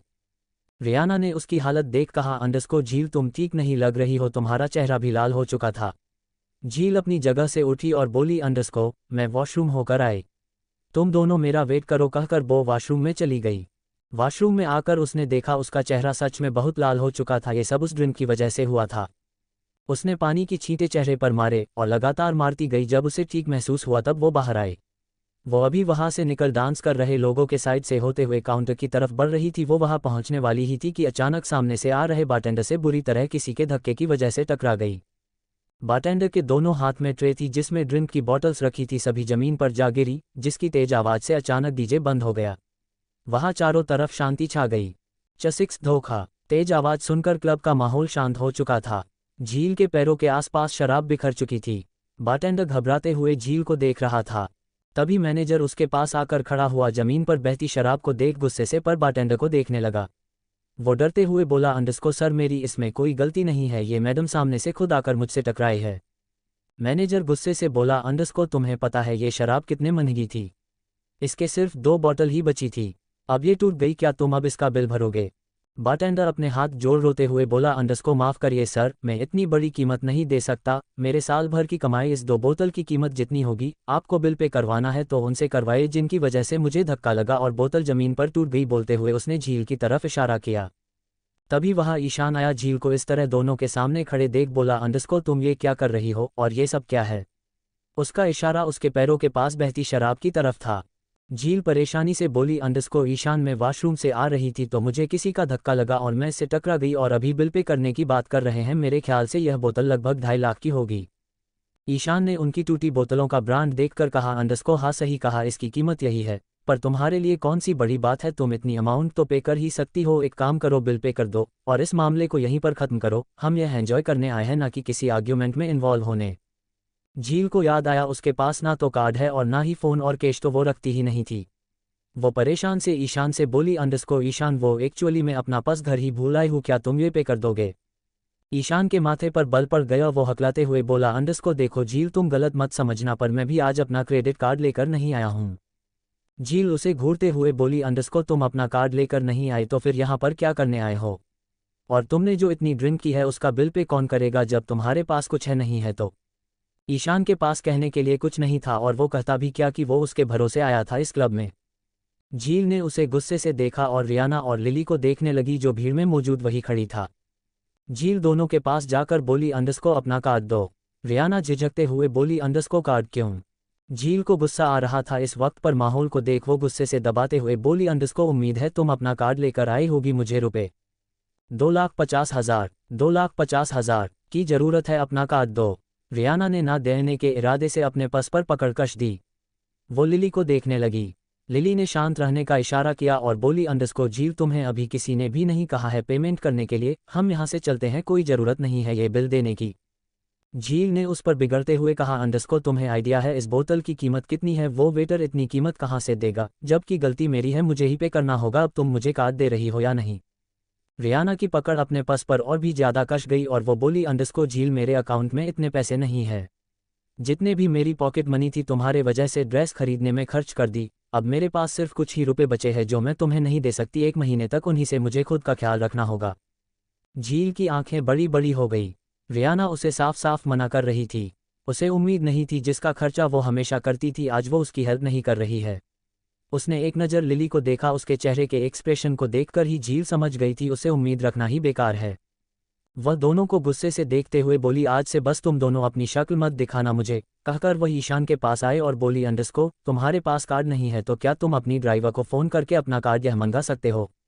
ईशान अपना सिर खुजलाते हुए बोला, अंडरस्को एक्चुअली झील, मेरे पेरेंट्स ने अभी मुझे पनिशमेंट के तौर पर मेरा कार्ड मुझसे छीन लिया है तो मैं तुम्हारी हेल्प नहीं कर सकता, पर तुम खुद की हेल्प कर सकती हो। तुम अपनी ड्राइवर को कॉल करके बोलो वो तुम्हारा क्रेडिट कार्ड यहाँ पर ले आएगा। तुम तो इतने अमीर इंसान हो, तुम्हें आखिर क्या ज़रूरत पड़ेगी दूसरों से पैसे मांगने की? ईशान की बात झील को बहुत गुस्सा दिला रही थी। झील ने हमेशा इन सब के खर्चे बिना इनके कहे उठाए। शॉपिंग से लेकर खाने तक हर चीज़ में उसने इन लोगों का बिल भरा और आज उसे इन लोगों की ज़रूरत होती है तो सब अपने पैर पीछे ले रहे हैं। झील सब समझ रही थी पर उसने कहा कुछ नहीं। वो गहरी सांस लेकर चुपचाप वहाँ से जाने लगी। तभी मैनेजर ने उसे जाते देख रोक कर कहा, अंडरस्को मैडम, आप कहाँ जा रही हो? आपने जो नुकसान किया उसका पैसे भरिए, उसके बाद ही हम आपको जाने देंगे, वरना आप पर हम केस कर देंगे। झील मुड़ी और परेशानी से बोली, अंडरस्को देखिए, अभी मेरे पास पैसे नहीं है, पर अब फिक्र मत कीजिए, मैं इसका बिल आपको बाद में दे दूंगी। अभी मैं अपना कार्ड भी लेकर नहीं आई हूँ और मेरे पास कैश भी नहीं है। मैनेजर ने सिर हिलाया और कहा, अंडरस्को बिल्कुल भी नहीं, मैं आप पर यकीन नहीं कर सकता। कोई इतने बड़े क्लब में खाली हाथ अगर आता है तो वो कंगाल होता है या दूसरों के पैसे पर एंजॉय करने के लिए आता है। इसलिए मुझे कैसे भी करके आप अभी इसी वक्त मेरे पैसे मुझे वापस लौट आए, वरना मुझे पुलिस को बुलाना पड़ेगा। झील मैनेजर की बात सुनकर परेशानी से अपना सिर सहलाने लगी। उसे समझ नहीं आ रहा था वो अब क्या करे। जिसके भरोसे यहाँ पर आई थी वह तीनों ही दगाबाज निकले। उसके पास तो फ़ोन भी नहीं है जो कॉल करके किसी से हेल्प मांग सके। तभी उसने देखा रियाना, लिली और ईशान तीनों ही वहां से दबे पांव निकल रहे थे। ये देखकर तो झील का गुस्सा मानो हद पार कर चुका था। वो अभी उन लोगों के पास जाती या कुछ कहती इससे पहले ही एक हाथ उसके आगे आया है। उस हाथ में पैसों की गड्डियां थी। झील ने अपना सिर ऊपर उठाकर देखा तो अदिप शांत खड़ा हुआ मैनेजर को पैसे लेने का इशारा कर रहा था। मैनेजर ने पैसे लिए और सभी से डिस्टर्ब होने के लिए माफ़ी मांग एक बार फिर म्यूजिक ऑन करवा दिया। वहाँ का माहौल अब पहले की तरह ही हो गया। झील गुस्से से पैर पटकते हुए क्लब से बाहर निकली। तभी उसे रियाना की आवाज़ आई। उसने देखा पार्किंग के स्टार्टिंग में ही रियाना और लिली खड़े थे। वो दोनों के पीछे जाकर खड़ी हो गई, जिसका अंदेशा दोनों को नहीं था। रियाना बोली, अंडस्को यार, कहा हम सोचकर आए थे, उसकी वजह से हमारी शॉपिंग का 3.5 लाख जितना बिल बना था वो हम दोनों मिलकर यह वसूल करेंगे, पर आज तो किस्मत ही खराब है। वो अपना वॉलेट ही साथ लेकर नहीं आए, ऊपर से हमसे मदद मांग रही थी। कैसे करते उसकी मदद जब हम खुद उसके भरोसे यहाँ तक आए हैं। तभी लिली ने कहा, अंडस्को यार सही कहा तूने, चल काम करते, कल तेरा बर्थडे है तो उसे कॉल कर मना लेना। मुझे पूरा यकीन है तेरे बर्थडे पर कोई एक्सपेंसिव गिफ्ट लेकर आएगी। गिफ्ट का नाम सुनकर ही रियाना की आंखों में चमक आ गई। उसने कहा, अंडस्को सही कहा तूने, वो जब भी गिफ्ट्स लेकर आती है वो हमेशा ही एक्सपेंसिव होते हैं, जिन्हें हम लेने से पहले सोचते हैं। लिली बोली, अंडस्को हाँ सही कहा, झील सच में बहुत बेवकूफ़ है। इस पर रियाना बोली, अंडस्को हाँ सही कहा, तभी तो हम दोनों की फ्रेंड है, हम उसे इतना लूटते हैं फिर भी देखो उसके दिमाग में यह बात बिल्कुल भी नहीं आती, जिसका हम फ़ायदा भी उठा रहे हैं। अच्छा है, वैसे इस तरह के लोग भी दुनिया में होने चाहिए, जिससे हम लोगों का भला हो सके। बोलकर दोनों ही एक दूसरे को हाईफाई देकर हंस पड़ी। तभी उनके पीछे से तालिया की आवाज़ आने लगी। दोनों ने पीछे मुड़कर देखा। झील को सामने खड़े देख दोनों के चेहरे के हवायां उड़ गई। 7 झील गेट्स अपसेट विद अदिप। रियाना और लिली दोनों ही अपनी बातों में बिजी थी कि अचानक से पीछे से आई तालिया की आवाज़ सुनकर दोनों ने पलटकर देखा तो हैरान रह गई। सामने अपने हाथों को फोल्ड किए हुए गुस्से से घूरते हुई झील उन दोनों को देख रही थी। रियाना हैरानी से अब लिली के फेस की तरफ देखने लगी, जैसे वह पूछ रही हो क्या इसने हमारी बातें सुन ली। वही लिली भी ठीक वैसे ही एक्सप्रेशन लिए उसे देख रही थी। लिली ने धीमी आवाज में कहा, अंडस्को लगता है अंदर जो कुछ भी हुआ उसकी वजह से यह गुस्सा है, हमें इसके पास चलना चाहिए। इस पर रियान ने कहा, अंडस्को अगर कहीं इसलिए हमारी बात सुनी हो तो इस बात पर। लिली ने अचानक झील के चेहरे को ध्यान से देखने लगी, पर अगले ही पल वह मुस्कुरा कर बोली, अंडस्को नहीं, उसने कुछ नहीं सुना होगा, चलो हम उसके पास जाकर सॉरी बोलते हैं, तुरंत मान जाएगी। कहकर वह दोनों झील के सामने खड़े हो गए। रियाना झील से बोली, अंडस्को झील हमें माफ़ कर दो, हम तुम्हारी अंदर कोई भी हेल्प नहीं कर पाए, पर तुम तो जानती हो ना, अगर मेरे पास पैसे होते तो सच में तुम्हारी पूरी हेल्प करती। तुमने भी तो कई बार हमारी हेल्प की है, और अब जब तुम्हें हमारी हेल्प की ज़रूरत है तो हम क्यों जानबूझकर पीछे हटेंगे। हमारी भी मजबूरी थी झील, समझने की कोशिश करो। झील मुस्कुराए और दोनों को घुरकर देखते हुए बोली, अंडस्को मैं समझ गई, तुम दोनों को बहुत अच्छे से समझ गई। इतना समझ चुकी हूँ कि तुम दोनों किस तरह की लड़की हो। मुझे खुद पर यकीन नहीं होता, तुम जैसी सेल्फिश लड़कियों को मैंने अभी तक अपनी बेस्ट फ्रेंड बनाकर रखा था। आज के बाद से मैं तुम्हारी दोस्त नहीं हूँ। अब देखती हूँ मेरे नाम के बिना स्कूल में कैसे आज़ादी से घूमती हो। तुम भी बाकियों की तरह डेली टाइम पर सुबह आकर लेक्चर अटेंड करना और टाइम टू टाइम अपने असाइनमेंट जमा करना, फिर प्रोफेसर के डांट खाना। ये सब हो जाने के बाद तुम्हें अपनी गलती रिलायंस हो तो मेरे पास भूल का भी मत आना, वरना इतना बेइज्जत करके भेजूंगी कि रातों को तुम्हें नींद नहीं आएगी। कहकर वो दोनों को गुस्से से घूरती हुई वहां से चली गई। रियान और लिली दोनों अफसोस से एक दूसरे को देखने लगी। उसकी वजह से स्कूल में उन दोनों का एक रौब था। प्रोफेसर हो या कोई और, सभी झील के डर की वजह से कुछ नहीं कहता था। उनकी जब मर्जी होती थी तब वो असाइनमेंट अपना जमा करती थी, पर अब तो झील ने उनसे दोस्ती तोड़ दी। अब बाकी लोगों की तरह भी उन्हें भी अपनी लाइफ जीनी पड़ेगी, सोचकर ही दोनों का सिर फटा जा रहा था, पर अब वो चाहकर भी कुछ नहीं कर सकते थे। वहीं दूसरी तरफ झील पार्किंग में खड़ी होकर गुस्से से कार को लात मार रही थी कि अचानक उसके पैर में इतनी जोर की चोट लगी कि दर्द से करहाती हुई जमीन पर अपने पैर को पड़कर बैठकर आंसू बहाने लगी, पर मुंह से एक आवाज तक नहीं निकल रही थी। तभी उसकी नज़रों के सामने 2 जूते दिखाई दिए। उसने अपनी नज़रों को जूते से ले जाते हुए ऊपर की तरफ उठाया तो सामने खड़े शख्स को देख झील ने अपनी नज़रें फेर लीं। वो शख्स अपने एक पैर की उंगलियों के सहारे जमीन पर बैठा और दूसरे पैर के घुटने पर अपना हाथ रखकर शांत लहजे में बोला, अंडस्को क्या तुम्हें मेरी ज़रूरत है मिस झील। झील अदिप को खा जाने वाली नज़रों से देखने लगी और मुंह बनाकर बोली, अंडस्को नौकर का काम होता है अपने मालिक की ज़रूरत को पूरा करना, और तुम्हें दिख तो रहा होगा मेरे पैर में चोट लगी है तो आओ और मुझे सहारा देकर गाड़ी में बैठाओ। अदिप ने उसकी बात सुनकर गहरी सांस ली और उसका हाथ पकड़कर उसकी कमर में अपना एक हाथ रखा ही था कि बिजली की झटके जैसा कर झील को लगा हुआ ऐसा महसूस हुआ। वो अगले पल अदिप को बुरी तरह झटकते हुए गुस्से से बोली, अंडस्को क्या लगा रखा है अपने हाथों में। अदिप अब तक खुद को संभाल चुका था, वो ठीक से खड़ा हुआ और सामने गुस्से से गरज रही झील को देख नासमझी से बोला, अंडस्को मेरे हाथों में कांटे हैं, शायद आपको वही चुभे होंगे, क्या अब खुद गाड़ी में बैठूं या फिर इन्हीं कांटे वाले हाथ को पकड़कर जाना है। झील चिढ़ गई उसकी बात सुन, उसने गुस्से से देखते हुए आगे बढ़ने की कोशिश करने लगी पर पैर चोट लगने से उसे दर्द हो रहा था। फिर भी हार ना मानते हुए वो चल रही थी, तभी अदिप ने एक बार फिर उसे कमर और हाथ पकड़ लिया। झील के पेट में गूसबम्प शुरू होने लगे, उसे झटके भी लग रहे थे। उसने एक तिरछी नज़र उस पर डाली जो बिना किसी एक्सप्रेशन के साथ उसे गाड़ी की तरफ लेकर बढ़ रहा था और उसकी नज़र एक टक गाड़ी पर ही बनी हुई थी। झील ने गुस्से से उसके हाथ को देखा जो उसके पेट पर था, उसने बेरुखी से उसके हाथ को पकड़कर एक झटके से अलग कर दिया। अदिप को समझ नहीं आया झील ने ऐसा क्यों किया, पर जब उसने झील की नज़र अपने हाथ पर देखी तो उसकी नज़र सीधा उसकी कमर पर चली गई। तब उसे रिलायंस हुआ कि उसने क्या किया है। उसने जल्दी से झील को दोनों कंधों से पकड़कर गाड़ी में बिठाया और बोला, अंडस्को मेरा कोई इंटेंशन नहीं था, आगे से ध्यान रखूंगा, कहकर उसने ड्राइविंग सीट का दरवाजा खोला, बैठ गया और गाड़ी वहां से रफ्तार की स्पीड से भगा दी। कुछ देर के बाद गाड़ी सांघवी विला के अंदर आकर रुकी। अदिप गाड़ी से बाहर निकाला और पीछे का गेट खोलकर उसने झील को बाहर निकाला। झील का पैर अब ठीक था, उसने जिस तरह से कार पर अपनी लात मारी थी जिससे उसके नाखून में चोट लगी थी, उसे उस वक्त बहुत दर्द हुआ था, पर अब वो चल सकती थी, हालांकि दर्द तो अभी भी था पर पहले से कम। अदिप उसके करीब आया और एक बार फिर उसे कंधों से पकड़कर उसे अंदर ले जाने लगा। ये देख झील ने अपने कदम वहीं रोक लिया और घूरते हुए अदिप को देखने लगी। अदिप जो कब से खुद को कंट्रोल कर रहा था उससे अब बहुत गुस्सा आ रहा था। वो बड़ी मुश्किल से अपने हाथ की मुट्ठी बनाए हुए अपने इमोशन को रोक लिया। वो दांत पीसते हुए बोला, अंडस्को रुक क्यों गई, मैं तुम्हें तुम्हारे कमरे तक छोड़कर आ रहा हूँ। उसके बोलने से झील को कोई फर्क नहीं पड़ा, वो उल्टा उसे नीचे से ऊपर देखने लगी और बोली, अंडस्को मुझे तो पता ही था कि तुम्हारे मुंह में जुबान भी है, पर देखो मेरे साथ रहते हुए तुम्हारी जुबान कैसे बाहर निकल गई है। इलाज करना पड़ेगा मुझे जल्दी, वरना किसी दिन इस घर का मालिक खुद को समझने लगोगे। मुझे छोड़ो, अब मैं ठीक हूँ अभी, और मेरी मर्जी के बिना कोई भी काम मत करना, और जब तक मैं खुद ना कहूँ मेरे पास भी मत आना। मुझसे अपनी औकात में रहकर बात किया करो, वरना तुम्हारी सैलरी तुम्हें टाइम पर मिलेगी, सोचना भी मत, बोलकर वो विला के अंदर चली गई।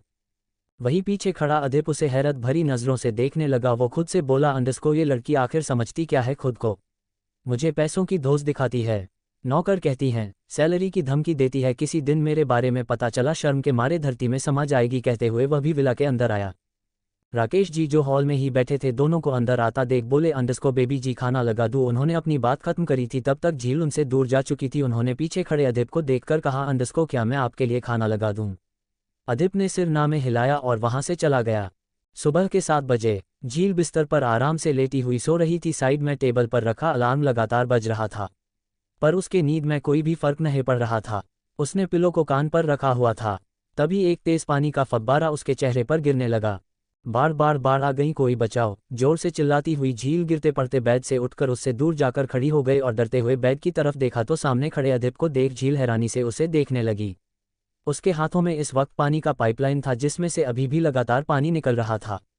झील गुस्से से उफनते हुए बोली, अंडस्को क्या हरकत है ये, जानते हो अपनी जॉब पर कितना खतरा पैदा कर लिया है तुमने। नहीं तुम नहीं जानते, अगर जानते तो इतनी घटिया हरकत नहीं करते। डेड को आने दो, तुम्हें जॉब से बाहर ना निकाला था, मेरा नाम भी झील नहीं। अब निकलो मेरे रूम से वापस, अपनी शक्ल मत दिखाना मुझे, जब तक डेड नहीं आते तब तक तुम्हें गार्डन में रहकर वहां का काम देखना है, घर के अंदर कदम भी मत रख देना। बोलकर वो एक बार फिर बेड के दूसरे हिस्से में जाकर सोने के लेट गई। अदिप ने उसके ऊपर एक फिर पानी डाला शुरू किया। झील एक बार फिर गुस्से से उठ उसकी तरफ आने लगी। अदिप उसके चेहरे से पानी का पाइप कर देता है, जहां जहां झील जाती उसके ऊपर पानी डालने लगता। झील गुस्से से बोली, अंडस्को चाहते क्या हो। अदिप एक्सप्रेशन लेस होकर बोला, अंडस्को तुम्हारे पास से 15 मिनट है, तैयार होकर नीचे आओ, वरना इसी तरह मैं पूरे दिन में तुम पर पानी की बरसात करूंगा। झील पैर पटकते हुए उसके करीब आए और बोली, अंडस्को और तुम्हें लगता है मैं तुम्हारी बात सुनूंगी, एक नौकर की बात मानूंगी। व्हाट अ नाइस जोक, कहती हुई झील जाने लगी। अदिप को न जाने क्या हुआ, उसने झील का हाथ पकड़कर एक झटके से दीवार से उसकी पीठ लगा दी और उसके हाथों को पकड़कर दीवार के अगेंस्ट प्रेस कर दिया और उसके करीब आकर उसके चेहरे को देखने लगा। झील गुस्से से उफनते हुए बोली, अंडस्को क्या हरकत है ये, जानते हो अपनी जॉब पर कितना खतरा पैदा कर लिया है तुमने। नहीं तुम नहीं जानते, अगर जानते तो इतनी घटिया हरकत नहीं करते। डेड को आने दो, तुम्हें जॉब से बाहर ना निकाला था, मेरा नाम भी झील नहीं। अब निकलो मेरे रूम से वापस, अपनी शक्ल मत दिखाना मुझे, जब तक डेड नहीं आते तब तक तुम्हें गार्डन में रहकर वहां का काम देखना है, घर के अंदर कदम भी मत रख देना। बोलकर वो एक बार फिर बेड के दूसरे हिस्से में जाकर सोने के लेट गई। Read this novel. अदिप ने उसके ऊपर एक फिर पानी डाला शुरू किया। झील एक बार फिर गुस्से से उठ उसकी तरफ आने लगी। अदिप उसके चेहरे से पानी का पाइप कर देता है। जहां जहां झील जाती उसके ऊपर पानी डालने लगता। झील गुस्से से बोली, अंडरस्को चाहते क्या हो? Chat suspend. अदिप झील को दीवार के अगेंस्ट लगाए हुए उसके चेहरे पर नीचे की तरफ झुका हुआ उसे देख रहा था। वही झील जो उसके सीने तक आती थी अदिप को देखने के लिए अपना सिर ऊपर किए हुए थे और गुस्से से उसे ही देख रही थी, जिससे अदिप को कोई फर्क नहीं पड़ रहा था, बल्कि वो दांत पीसते हुए उसकी बाजू को कसकर पकड़े हुए बोला, अंडरस्को तुम्हें लग रहा है कि मैं यहाँ पर मजाक कर रहा हूँ, तो तुम्हारी सबसे बड़ी गलतफहमी है। तुम अगले 15 मिनट में नीचे हॉल में मौजूद नहीं दिखी तो याद रखना मैं तुम्हें खुद वॉशरूम के अंदर ले जाकर नहलाऊंगा और कपड़े भी खुद ही पहनाकर तुम्हें रेडी करूंगा। अब तुम खुद सोच लो, तुम्हें मेरे हाथ से तैयार होना या फिर खुद की तैयार होकर 15 मिनट में नीचे पहुंचना है, कहकर वो उसे छोड़कर रूम से चला गया। वही झील अपनी आंखों में हैरानी लिए एकटक उसी और देखती रही जिस ओर से अभी अदिप गया था। 2 मिनट तक तो झील फ्रिज होकर दीवार के सहारे टिकी रही, पर जब उसके पर खड़े खड़े पैर दर्द करने लगे तब होश में आई। जैसे ही उसकी नज़र वॉच पर गई वो डर और घबराहट की वजह से भागते हुए तुरंत वॉशरूम के अंदर भाग गई। अगले 15 मिनट के बाद झील गहरी गहरी सांस लेते हुए हॉल के बीचों बीच खड़ी थीं। सीढ़ियों से उतरते हुए अदिप टाइम पर झील वहां देख टेढ़ी स्माइल किए उसे देखने लगा। झील की नज़रें जैसे ही अदिप की नज़रों से मिली गुस्से से उसे घूरते हुए मन ही मन गालियां देने लगी। अदिप उसके पास आया और टाइम देखते हुए बोला, अंडरस्को शुरुआत अच्छी है, आगे भी तुम्हें इसी तरह टाइम पर उठना है। झील अपने पैर पटकते हुए बिना नाश्ता किए विला से बाहर निकल गई। ड्राइवर ने जल्दी से कार का गेट खोला और अपना सिर झुका लिया। झील जाकर पीछे की सीट पर बैठी और गुस्से से मुंह फुलाते हुए खिड़की के बाहर देखने लगी। अदिप भी चलता हुआ उसके पास आया और ड्राइविंग सीट पर बैठकर उसने गाड़ी चालू की और वहां से निकल गया। कुछ देर के बाद गाड़ी स्कूल के बाहर आकर रुकी। झील अपना बैग लेकर मुंह बनाए स्कूल के अंदर जाने लगी। अदिप भी उसके पीछे पीछे अंदर की तरफ आया। ये देखकर चलती हुई झील ने अपने कदम की स्पीड और बढ़ा ली, पर अदिप उसके जस्ट पीछे था। वो कितनी भी स्पीड तेज कर ले वो उससे दूर नहीं जा पाती। वो गुस्से से पीछे की तरफ पलटी और कुछ कहने के लिए मुंह खोला ही था कि अदिप ने उसे घूरते हुए देखा और कहा, अंडरस्को तुम्हारे सामने से तुम्हारे प्रोफेसर आ रहे हैं, उन्हें गुड मॉर्निंग विश करो। झील जोर से चिल्लाए, अंडरस्को व्हाट, मैं उन्हें गुड मॉर्निंग विश करूं, सोच भी कैसे लिया तुमने? अदिप ने अपने पॉकेट की जेब में हाथ डाला और उसे एटीट्यूड से देखने लगा। उसकी आंखों में साफ साफ झील धमकी महसूस कर पा रही थीं। उसने अपनी आंखें बंद कर गहरी सांस लेकर पीछे पलटकर सामने से आ रहे प्रोफेसर के पास जाकर बोली, अंडरस्को गुड मॉर्निंग प्रोफेसर। प्रोफेसर झील की आवाज़ सुनकर उसकी गुड मॉर्निंग विश करने से एकदम हैरान थे, और सबसे बड़ी हैरानी की बात है उसका टाइम पर स्कूल आ जाना। प्रोफेसर को समझ नहीं आ रहा था वो क्या करें, वो बस बुद्ध बने झील को देख रहे थे। झील फ्रस्ट्रेट होने लगी थी।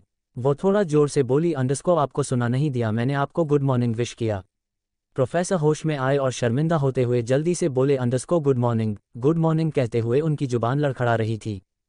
झील अब अदिप को देख बोली, अंडरस्को इतना ठीक है ना, मैंने प्रोफेसर गुड मॉर्निंग विश कर दिया, अब तुम यहाँ से जा सकते हो, मुझे क्लास में जाना है। अदिप के एक तरफ के होंठ ऊपर उठे जैसे वो उसकी बात को मजाक में ले रहा हो। उसने कहा, अंडरस्को मुझे तुम पर यकीन नहीं, मैं तुम्हें खुद क्लास में छोड़कर आऊँगा और अगर मुझे वहाँ पर पता चला तुमने किसी के साथ भी बदतमीजी की है तो तुम्हें पनिशमेंट दी जाएगी। झील खिशानी हंसी हंसते हुए बोली, अंडरस्को अच्छा मुझे पनिशमेंट मिलेगी, अच्छा बताओ कौन मुझे पनिश करेगा? देव जो यहाँ है ही नहीं, या फिर वो प्रोफेसर जो मेरे नाम सुनकर ही मुझसे दूर रहते हैं? अदिप ने अपना एक कदम उसकी तरफ बढ़ाया और उसके चेहरे पर झुकते हुए बोला, अंडरस्को तुम्हें पनिशमेंट और कोई नहीं बल्कि मैं दूंगा, और ऐसी पनिशमेंट दूंगा कि तुम आज के बाद से कभी भी किसी के साथ मिसबिहेव नहीं कर पाओगी। अब जाओ क्लास में जाकर अच्छे से पढ़ाई करो, तुम्हारे बोर्ड्स एग्जाम्स आने और मैं नहीं चाहता जिसकी जिम्मेदारी मैंने ली वो फेल हो। आई नो एक दफर के लिए पास होना बहुत मुश्किल होता है। झील उसकी बात सुन अंदर तक जल उठी। उसने अपनी उंगली ऊपर की अदिप के चेहरे के सामने घुमाते हुए बोली, अंडरस्को तुम्हारा ये हैंडसम फेस है ना, इसे बचा कर रखो वरना इसका नक्शा इस तरह बिगाड़ दूंगी कि खुद को पहचान नहीं पाओगे, और रही बात मेरे डफर होने या ना होने की तो तुम्हें रिजल्ट के दिन पता चल जाएगा। कहकर एटीट्यूड से उसने अपनी शर्ट की कॉलर को ऊपर किया और वहां से क्लासरूम की तरफ बढ़ गई। अदिप जिस काम के लिए यहाँ पर आया था वह काम उसने पूरा कर दिया था, इसलिए वो स्कूल से बाहर जाकर गाड़ी में बैठ गया। वही पूरी क्लास झील को लेक्चर अटेंड करता देख शॉक थी। इतने सालों में कभी भी झील ना टाइम पर आए और ना कभी भी पूरा लेक्चर अटेंड किया।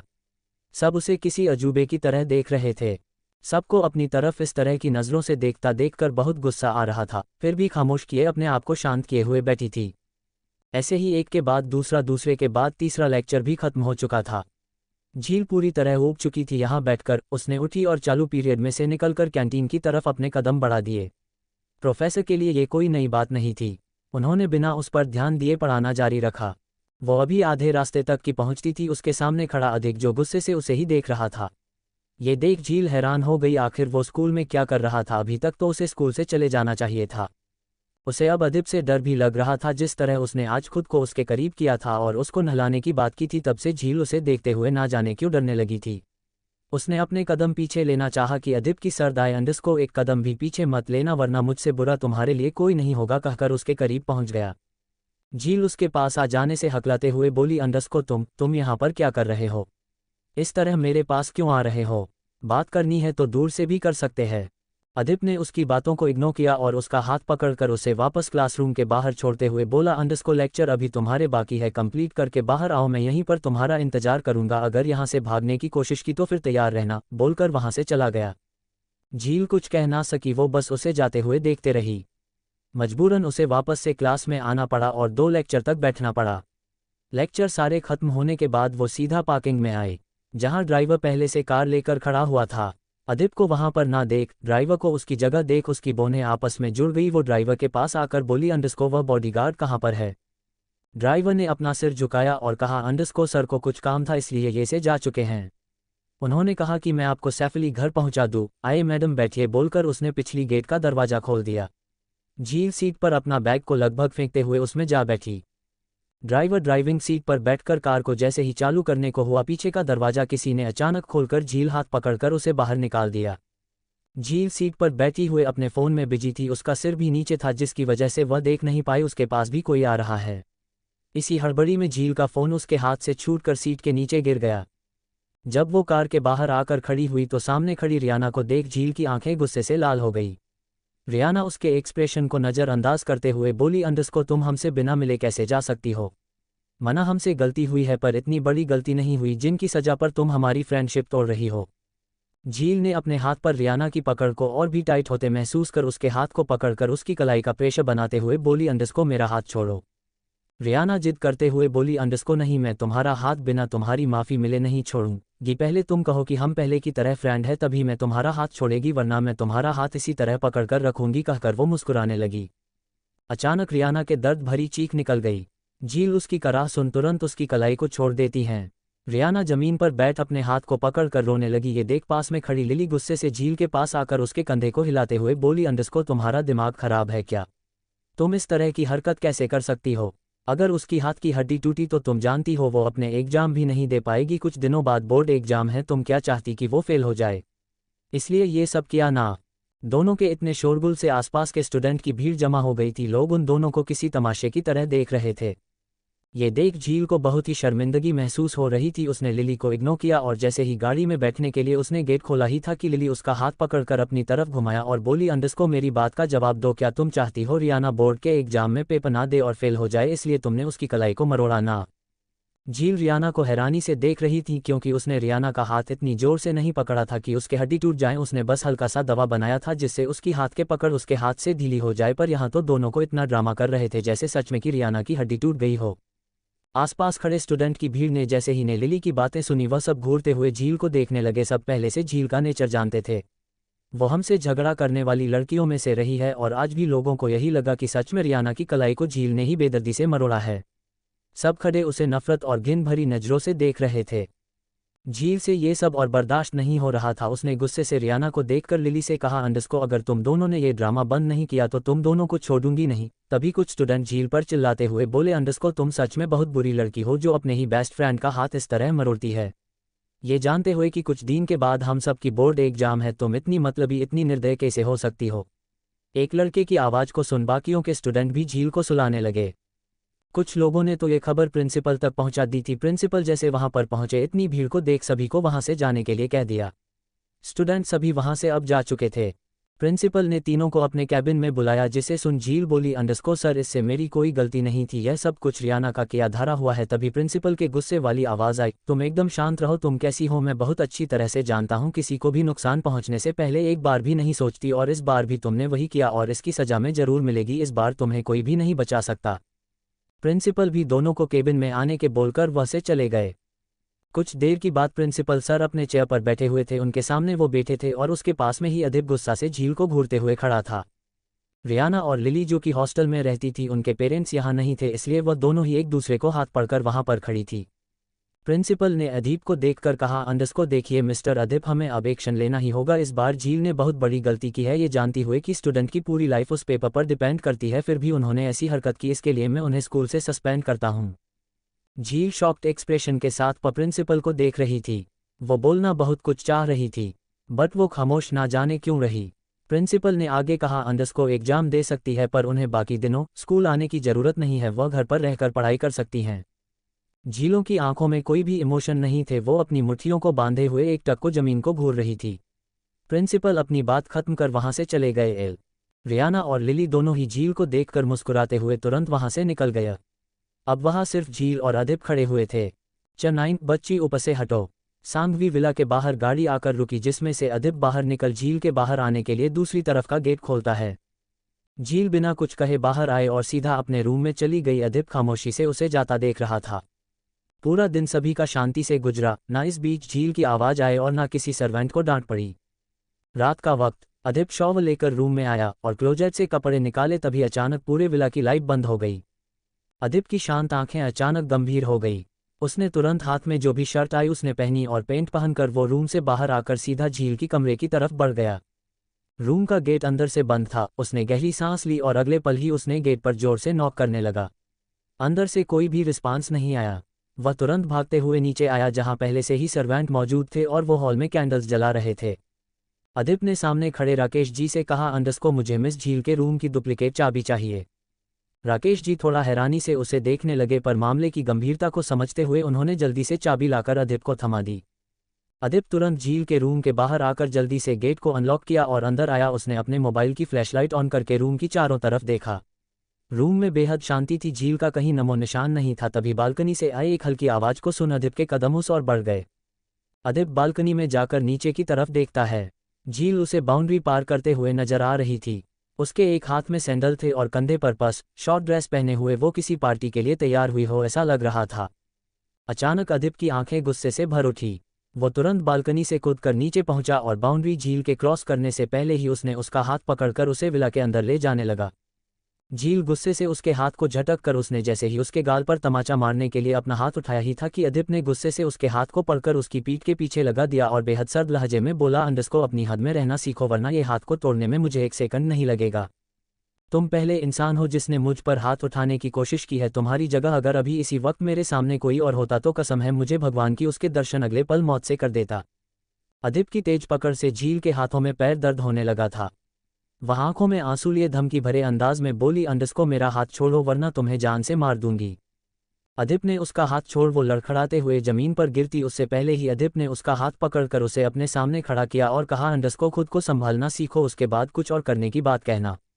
झील ने अपने हाथ को सहलाते हुए अपने सैंडल को उठाया और वापस से वहां से जाते हुए बोली, अंडरस्को मैं पार्टी में जा रही हूं, मैंने तुम्हें बता दिया मेरा काम खत्म, अब मुझे जाने दो और मेरे पीछे आने की कोशिश मत करना, बोलकर वहां से जाने लगी। अदीप ने सिर को हल्का सा सहलाया और एक गहरी सांस लेकर उसने अपने कदम आगे बढ़ा दिया और तेज कदम के चलते वो अगले ही पल झील के सामने जा खड़ा हुआ। झील अचानक से खुद को टाइम पर रोक नहीं पाए, उसका सिर अदीप के मजबूत सीने से जा टकराया। उसने अपने सिर पर हाथ रखा और गुस्से से बोली, अंडरस्को तुम्हारा ये सीना है, ये पत्थर कितनी जोर से लगा मुझे। अदीप ने अपना सिर हल्का सा झुकाया और उसकी आंखों में देखकर का बोला, अंडरस्को मेरा सीना और मैं दोनों ही पत्थर है, इसलिए जितना हो सके मुझसे उलझने की कोशिश मत करना, वरना ये पत्थर किसी दिन तुम्हारे रास्ते में आया तो मुंह के बाल नीचे गिरोगी। अदीप को उसकी बातें सारी हवा के रुख जैसी लग रही थी जो सिर्फ कहने भर की थी, क्योंकि झील की नज़रों में अदीप उसका सिर्फ बॉडीगार्ड था। अदीप अपना फ़ोन निकाला और कुछ देर के बाद उसने फ़ोन रखा और झील को देखते हुए बोला, अंडरस्को मैंने चारों तरफ बाउंड्री पर बिजली का कट लगा दिया है, मेरी मर्जी के बिना अगर किसी ने भी यहाँ से जाने की कोशिश की तो उसे बिजली का झटका लगेगा, साथ ही आग की लपेट में वो इंसान आएगा। अब तुम्हारी मर्जी है, तुम्हें यहाँ से जाना है कि वापस विला में आना है, तुम डिसाइड करो और मुझे परेशान करने की कोशिश मत करना, बोलकर वो विला के अंदर चला गया। झील की हालत खराब हो रही थी, उसे डर लग रहा था कहीं सच में अगर बाउंड्री के चारों तरफ कट के तार लगे तो वो कैसे विला से बाहर जा पाएगी। मेन गेट पर टाइट सिक्योरिटी है जो उसे बाहर जाने के या झांकने तक की परमिशन नहीं देंगे। उसके पास हमेशा से ऐसी सिचुएशन में बाहर जाने के लिए बस एक रास्ता था, बाउंड्री। बट यहाँ पर भी अदीप ने अपनी चाल चल दी, पर उसे विश्वास नहीं हो रहा था। उसने अपना सैंडल उठाया और एक निशाना बनाते हुए उसे बाहर की तरफ फेंका। अचानक ही वो सैंडल एक तेज झटके से आग की लपटों में सुलगते हुए एक साइड गिरकर जलने लगी। झील अपने मुंह पर हाथ रख परेशान हो गई। वो घबराते हुए अपने चारों तरफ देखने लगी और भागते हुए वापस अपने रूम में चली है। वहीं ये सब बालकनी में खड़ा अदिप देखते हुए मुस्कुरा रहा था। उसने मन ही मन कहा, अंडस्को बेवकूफ़ लड़की। सुबह का वक्त, झील को पढ़ाने के लिए वापस से प्रोफेसर आ चुके थे। झील भी अदिप की वार्निंग के बाद आज टाइम से उठ चुकी थी। वो प्रोफेसर के बीच बैठी हुए अपने आने वाले एग्जाम की तैयारी कर रही थी। उसके ठीक सामने अदिप बैठा था, जिसकी वजह से वो कुछ खुराफाती नहीं कर पा रही थी, जिसकी वजह से उसका दिमाग खराब हो रहा था। लगभग 3 घंटे की पढ़ाई के बाद झील अपनी जगह से खड़ा हुई। अदिप आंखें छोटी कर बोला, अंडस्को कहो। झील मन ही मन उसे नज़रों से ही मारते हुए अदिप को देख बोली, अंडस्को 3 घंटे हो चुके हैं, मैंने बहुत कुछ पढ़ लिया, मैं अब रेस्ट करना चाहती हूँ, मना करना वरना सब कुछ भूल जाऊंगी, बोलकर वो अपने रूम में चली लगी। अदिप अपनी जगह से उठा और प्रोफेसर को वहां से जाने का इशारा कर दिया। प्रोफेसर ने अपना सिर हिलाया और टेबल पर रखे सारे बुक्स को उठाकर वहां से चले गए। अदिप ने सांस ली और वापस अपने रूम में आकर लैपटॉप ऑन करके झील के होने वाले एग्जाम के रिलेटेड जो सबसे ज़्यादा पूछे जाने वाले सवाल थे उन्हें नोट डाउन करने लगा। वो नहीं चाहता था कि झील के मार्क्स कम आए, वो उसे अच्छे नंबरों से पास होते हुए देखना चाहता था। वो जानता था वो सीधे सीधे झील को कन्वर्स नहीं कर सकता पढ़ने के लिए, उसे कुछ तो करना होगा जिससे खुद ही जिद में आकर झील अपनी पढ़ाई को सीरियसली ले और अच्छे मार्क्स से पास हो जाए। उसने सारे क्वेश्चन के प्रिंट निकाले और झील के रूम की तरफ बढ़ गया। रूम के बाहर आकर उसने डोर को नॉक किया तो अंदर से झील को धीमी आवाज आए, अंडस्को अंदर आओ बॉडीगार्ड। अदिप को हैरानी हुई, बिना उसकी आवाज़ सुने झील कैसे पहचान गई वो वही है। उसने सिर को झटका और रूम के अंदर आया। उसने दिखा झील बेड पर लेटे हुए अपना फ़ोन यूज़ कर रही थी। ये देखकर अदिप की भौहें तन गई। उसे लगा कि झील पढ़ने के बाद आराम कर रही होगी या फिर प्रैक्टिस करेगी, पर यहाँ तो वो टाइम पास करने के लिए अपना फ़ोन यूज़ कर रही है। अदिप को हैरानी हुई, बिना उसकी आवाज़ सुने झील कैसे पहचान गई वो वही है। उसने सिर को झटका और रूम के अंदर आया। उसने दिखा झील बेड पर लेटे हुए अपना फ़ोन यूज़ कर रही थी। ये देखकर अदिप की भौहें तन गई। उसे लगा कि झील पढ़ने के बाद आराम कर रही होगी या फिर प्रैक्टिस करेगी, पर यहाँ तो वो टाइम पास करने के लिए अपना फ़ोन यूज़ कर रही है। अदिप को शांत देख झील ने अपना फ़ोन साइड में रखा और कहा, अंडस्को क्या हुआ, कुछ काम था तुम्हें? तुम्हारे हाथों में क्या है? अदिप को शांत देख झील ने अपना फ़ोन साइड में रखा और कहा, अंडस्को क्या हुआ, कुछ काम था तुम्हें? तुम्हारे हाथों में क्या है? अदिप के चेहरे पर एक तिरछी स्माइल आ गई। उसने हाथ में पकड़े पेपर को फोल्ड करते हुए वापस अपनी जेब में रखा और कहा, अंडस्को सोचा था ये पेपर मैं तुम्हें दूंगा जिससे तुम्हारी हेल्प हो जाएगी, अच्छे मार्क्स आएंगे, पर अब नहीं लगता कि मुझे ये पेपर तुम्हें देने भी चाहिए। झील बेड पर बैठी उसकी तरफ घूरते देख बोली, अंडस्को क्यों ऐसा? अदिप हल्का सा मुस्कुरा दिया जो तुरंत गायब हो गई। उसने कहा, अंडस्को मैंने इस पेपर को एक इंटेलिजेंट माइंड को ध्यान में रखते हुए रेडी किया था, पर तुम्हारा माइंड इतना नहीं है, तो तुम अपने हिसाब से कोई भी क्वेश्चन पेपर सेलेक्ट कर लेना। मैं चलता हूँ, कह वो मुड़कर जाने लगा। झील तुरंत बेड से उठी और उसे रोकती हुई बोली, अंडस्को तुम समझते क्या हो खुद को? जानते ही कितना हो मुझे? तुम नहीं जानते मैं पढ़ने में बहुत तेज हूँ। तुम्हारे हाथ में जो पेपर है मैं उन्हें छुट्टियों को मैं सॉल्व कर दूंगी, और देखने स्कूल में टॉप ना किया और मेरा नाम झील सांघवी नहीं। अदिप हल्का मुस्कुराया और बोला, अंडस्को ये तुम्हारा ओवर कॉन्फिडेंट कह रहा है, हकीकत इसके बिल्कुल अलग है। और मैं सच में तुम्हारी बात पर यकीन करूँ तो तुम्हारा रिजल्ट टॉप में आना चाहिए, तभी यकीन करूँगा, वरना तुम झूठी कहलाओगी। बोलकर वो जाने लगा कि झील ने उसकी कॉलर पकड़ पीछे खींचा। अगले पल दोनों ही डिसबैलेंस होकर बेड पर जा गिरे। अदिप बेड पर आधा लेटा हुआ था, उसके ऊपर झील किसी बच्ची की तरह लेटी हुई थी। अदिप ने अपनी आंखें बंद की और उसके कंधे पर पकड़ बोला, अंडस्को बच्ची ऊपर से हटो। झील की आंखें हैरत से भर उठी। उसका दिल अचानक जोरों से धड़क उठा। वो तुरंत अदिप से दूर हुई और बोली, अंडस्को तुम जाओ अभी ये से। अदिप को उसका बिहेवियर अजीब लगा। वो बेड से उठकर खड़ा हुआ और अपने शर्ट को ठीक कर एक नज़र झील को देखता हुआ रूम से बाहर निकल गया। झील ने रूम का गेट बंद किया और अगले ही पल वो बेड पर उल्टे लेट तकिए में मुंह रख रोने लगी। अदिप के मुंह से बच्ची सुन वो अपने बचपन के दिनों में चली गई थी, जहां आदर्श जी उसके पीछे भागते हुए मुस्कुराकर कहते थे, बच्ची गिर जाओगी, रुक जाओ, चोट लग जाएगी। आज सालों के बाद अदिप के मुंह से खुद के लिए बच्ची सुन अपने दिल को खुश होता हुआ महसूस कर रही थी। रोते हुए अचानक उसके होंठों पर स्माइल आ गई। वो तुरंत रूम से बाहर निकल अदिप के रूम के बाहर खड़ी हो गई। उसने हल्के से रूम के गेट को खोला। अक्ष अंदर सोफे पर बैठा लैपटॉप पर काम कर रहा था। झील मुंह बनाकर अंदर आई। अदिप की नज़रें उठी सामने। झील को देख वो शांत ही रहा और काम करने लगा। उसे खुद को इस तरह इग्नोर करता देख उसके हाथ से लैपटॉप उठाकर बंद कर दिया और उसे घूरने लगी। वही अदिप खुद को शांत रखते हुए एक नज़र लैपटॉप पर देखता है जो इस वक्त झील के हाथ में था। उसे बिल्कुल पसंद नहीं था कोई भी उसके काम में डिस्टर्ब करें, उसके लैपटॉप को छुए। ये तो झील ने बिना इजाज़त लिए उसके लैपटॉप लिया, साथ ही बंद भी कर दिया। उसने गहरी सांस ली और बोला, अंडस्को क्या हुआ, कुछ काम था? झील एटीट्यूड दिखाते हुए बोली अंडरस्को, तुमने अभी मुझे कुछ कहा था, वापस कहो। अदिप ने दोनों हाथों का फोल्ड किया और शांति से बोला अंडरस्को, मैंने अभी कहा, क्या हुआ, कुछ काम था तुम्हें? झील ने अपनी नाक सिकुड़ते हुए अपना सिर ना में हिलाया और कहा अंडरस्को, ये नहीं, जब तुम मेरे कमरे में आए थे और हम दोनों एक दूसरे के ऊपर लेटे हुए थे तब तुमने मुझसे कुछ कहा था, वो सुनना है, फिर से कहो। अदिप सोफे पर से खड़ा हुआ और बोला अंडरस्को, बेड पर लेटे नहीं थे, गलती से गिरे थे। सोचकर अपने वर्ड यूज करा करिए। झील का मुंह बन गया और आगे बढ़कर उसका हाथ थाम लिया। अदिप को एक तेज झटका सा लगा, उसने तुरंत झील का हाथ झटक दिया। झील ये देख गुस्से से भर उठी, उसे ऐसा लगा जैसे अदिप ने उसकी इंसल्ट की थी। अगले ही पल उसने अदिप के सीने पर हाथ रख उसे पीछे की तरफ धक्का दिया। अदिप सीधा सोफे पर जा गिरा। झील मुस्कुराई और उसके ऊपर बैठ गई। स्टोरी कैसी लग रही है कमेंट बॉक्स में ज़रूर बताएं।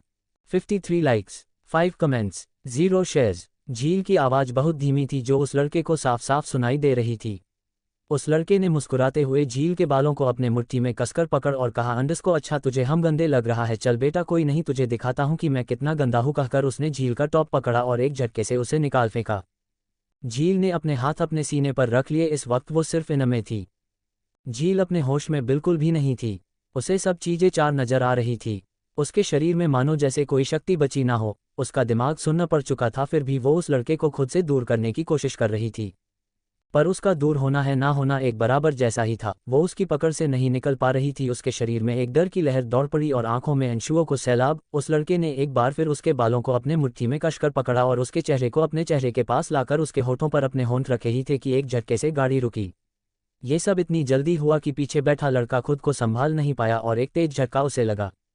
कैसा लगा आज का पार्ट कमेंट बॉक्स में बताएं। आज चैप्टर बढ़ा दिया है, लाइक कमेंट में कंजूसी नहीं। चटैन घर से भगना। झील बिना किसी वार्निंग के अदिप की गोद में जा बैठी। अदिप की आंखें हैरत से बड़ी हो गई, वो जैसे ही उसे उठाने के लिए कुछ करता। झील ने उसके गले में बाहें डाल उसे घूरते हुए बोली अंडरस्को, तुमने मुझे बच्ची कहा था, एक बार फिर से मुझे बच्ची कहो। अदिप के चेहरे के भाव बदले, वो हल्का मुस्कुराया और बोला अंडरस्को, मेरे बच्ची कहने से तुम्हें ऐसा तो नहीं लग रहा है कि तुम सच में बच्ची हो जो मेरी गोद में आकर बैठ गई। झील तिरछी स्माइल करते हुए अदिप को देख व्यंग से बोली अंडरस्को, बच्ची नहीं हूं तो बच्ची क्यों कहा? अदिप ने उसने अपनी गोद से उठाया और खड़ा होकर अपनी शर्ट को ठीक करके कहा अंडरस्को, मैं तुमसे 10 साल बड़ा हूँ, तुम मेरे सामने बहुत छोटी हो, इसलिए बच्चा कहना मेरे लिए कोई गलत नहीं है, पर इस गलतफहमी में मत रहना कि मेरे बच्ची कह देने से तुम सच में बच्ची हो। झील ने मुंह बनाया और अपनी नजरों को पूरे रूम में घुमाते हुए बोली अंडरस्को, वैसे एक बात बताओगे? अदिप ने उसकी तरफ सवालिया निगाहों से देखा और कहा अंडरस्को बोलो। झील बेड पर जाकर बैठी और दोनों हाथ सिर के पीछे रख बेड पर आधी लेटकर बोली अंडरस्को, तुम डेट के लिए कब से काम कर रहे हो? अदिप वापस सोफे पर बैठा और बिना किसी एक्सप्रेशन के साथ बोला अंडरस्को, लगभग 17 सालों से मैं उनके लिए काम करता हूँ। झील जोर से चीखती हुई बेड पर बैठ हैरानी से बोली अंडरस्को, व्हाट?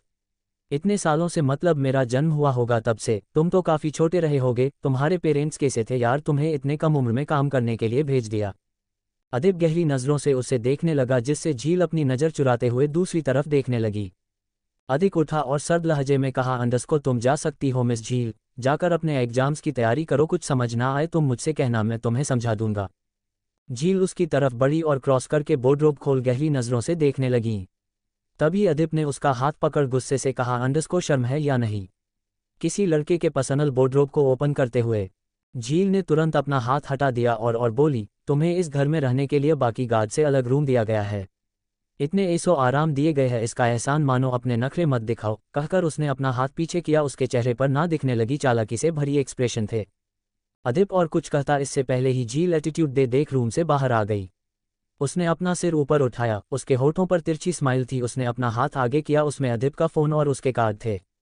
झील रूम में आए और जल्दी से फोन ऑन करके उसने बाउंड्री के आसपास लगे कर्ट का कनेक्शन फोन से हटा दिया। वो मुस्कुरा कर बोली अंडरस्को, कोई मुझे नहीं रोक सकता, आपके गलत किया, डेड मेरे ऊपर नजर रखवाने के लिए अपने बॉडीगार्ड को हायर किया, ये बॉडीगार्ड आपका बहुत ज्यादा वफादार है, ये जॉब छोड़कर नहीं जाएगा, इसलिए मैं जा रही हूँ। उसने बैग निकाला और उसमें कपड़े डालने लगी। सारा सामान पैक करने के बाद उसने अपने 2 बड़े बड़े बैग्स बेड के नीचे छुपा दिए और किसी को कॉल किया। दूसरी तरफ से एक लड़के की आवाज आए, अंडरस्को, हेलो ब्यूटीफुल, कैसे याद किया इस नचीज को? झील बोली अंडरस्को, आज रात मुझे मेरे घर से भागना है, मेरा बाहर वेट करना और तैयारी के साथ आना, अगर तुम मुझे ले जाने के नाकामयाब रहे तो हमारी फ्रेंडशिप यही खत्म। कहकर उसने कॉल कट कर दिया। रात हो चुकी थी। झील और अदिप दोनों ही डाइनिंग टेबल पर बैठे हुए खाना खा रहे थे। झील को ये बात बहुत अजीब लग रही थी। अदिब भी उसके साथ टेबल पर बैठकर खाना खा रहा था। आखिर वो बॉडीगार्ड है तो इतना स्पेशली इसे ट्रीट क्यों किया जा रहा था। पर आज किसी भी हालत में कोई भी बहस नहीं करना चाहती थी, इसलिए शांति से अपना खाना खत्म कर बहुत जल्दी से ऊपर चली गई। अदिब को झील का बिहेवियर आज अजीब लग रहा था। झील उसे खामोशी से खाना खाने दे ये हो नहीं सकता था। दूसरी तरफ दोनों लोग आपस में बैठे हंसते हुए ड्रिंक कर रहे थे। तभी उनके पास एक लड़का आया और राइट साइड में बैठे आदमी के गले लग बोला, _डेट झील ने मुझे बुलाया है उसकी हेल्प करने के लिए, और पता है हेल्प उसे किस में चाहिए। वो आदमी सवालिया निगाहों से उसे देखने लगा। इस पर लड़का हंसते हुए बोला, वो घर से भागना चाहती मैं उसकी हेल्प करूँ, हमारा काम उसने खुद आसान कर दिया डेड। वो आदमी मुस्कुराकर अपनी जगह से उठा और लड़के के कंधे पर हाथ रखकर बोला, अर्जुन कमाल की खबर सुनाई है, जाकर उसकी हेल्प करो, मैं नहीं चाहता मेरी भतीजी को घर से भागने में प्रॉब्लम हो। अर्जुन अपने पिता वीरेन को देख मुस्कुराकर बोला, यस डेड, कहते हुए उसके चेहरे पर एक जहरीली स्माइल थी। पास में बैठे वीरेन के मैनेजर ने दोनों बाप बेटे को देख हल्का मुस्कुरा दिया। रात का समय, सर्वेंट अदिब के कमरे में आया और कॉफ़ी देकर चला गया। अदिब कॉफ़ी पीते हुए काम में ही लगा था। अदिब को कॉफ़ी पीते देख वही गेट के बाहर खड़ी झील के चेहरे पर डेविल स्माइल आ गई। अदिब का सिर हल्का हल्का घूम रहा था।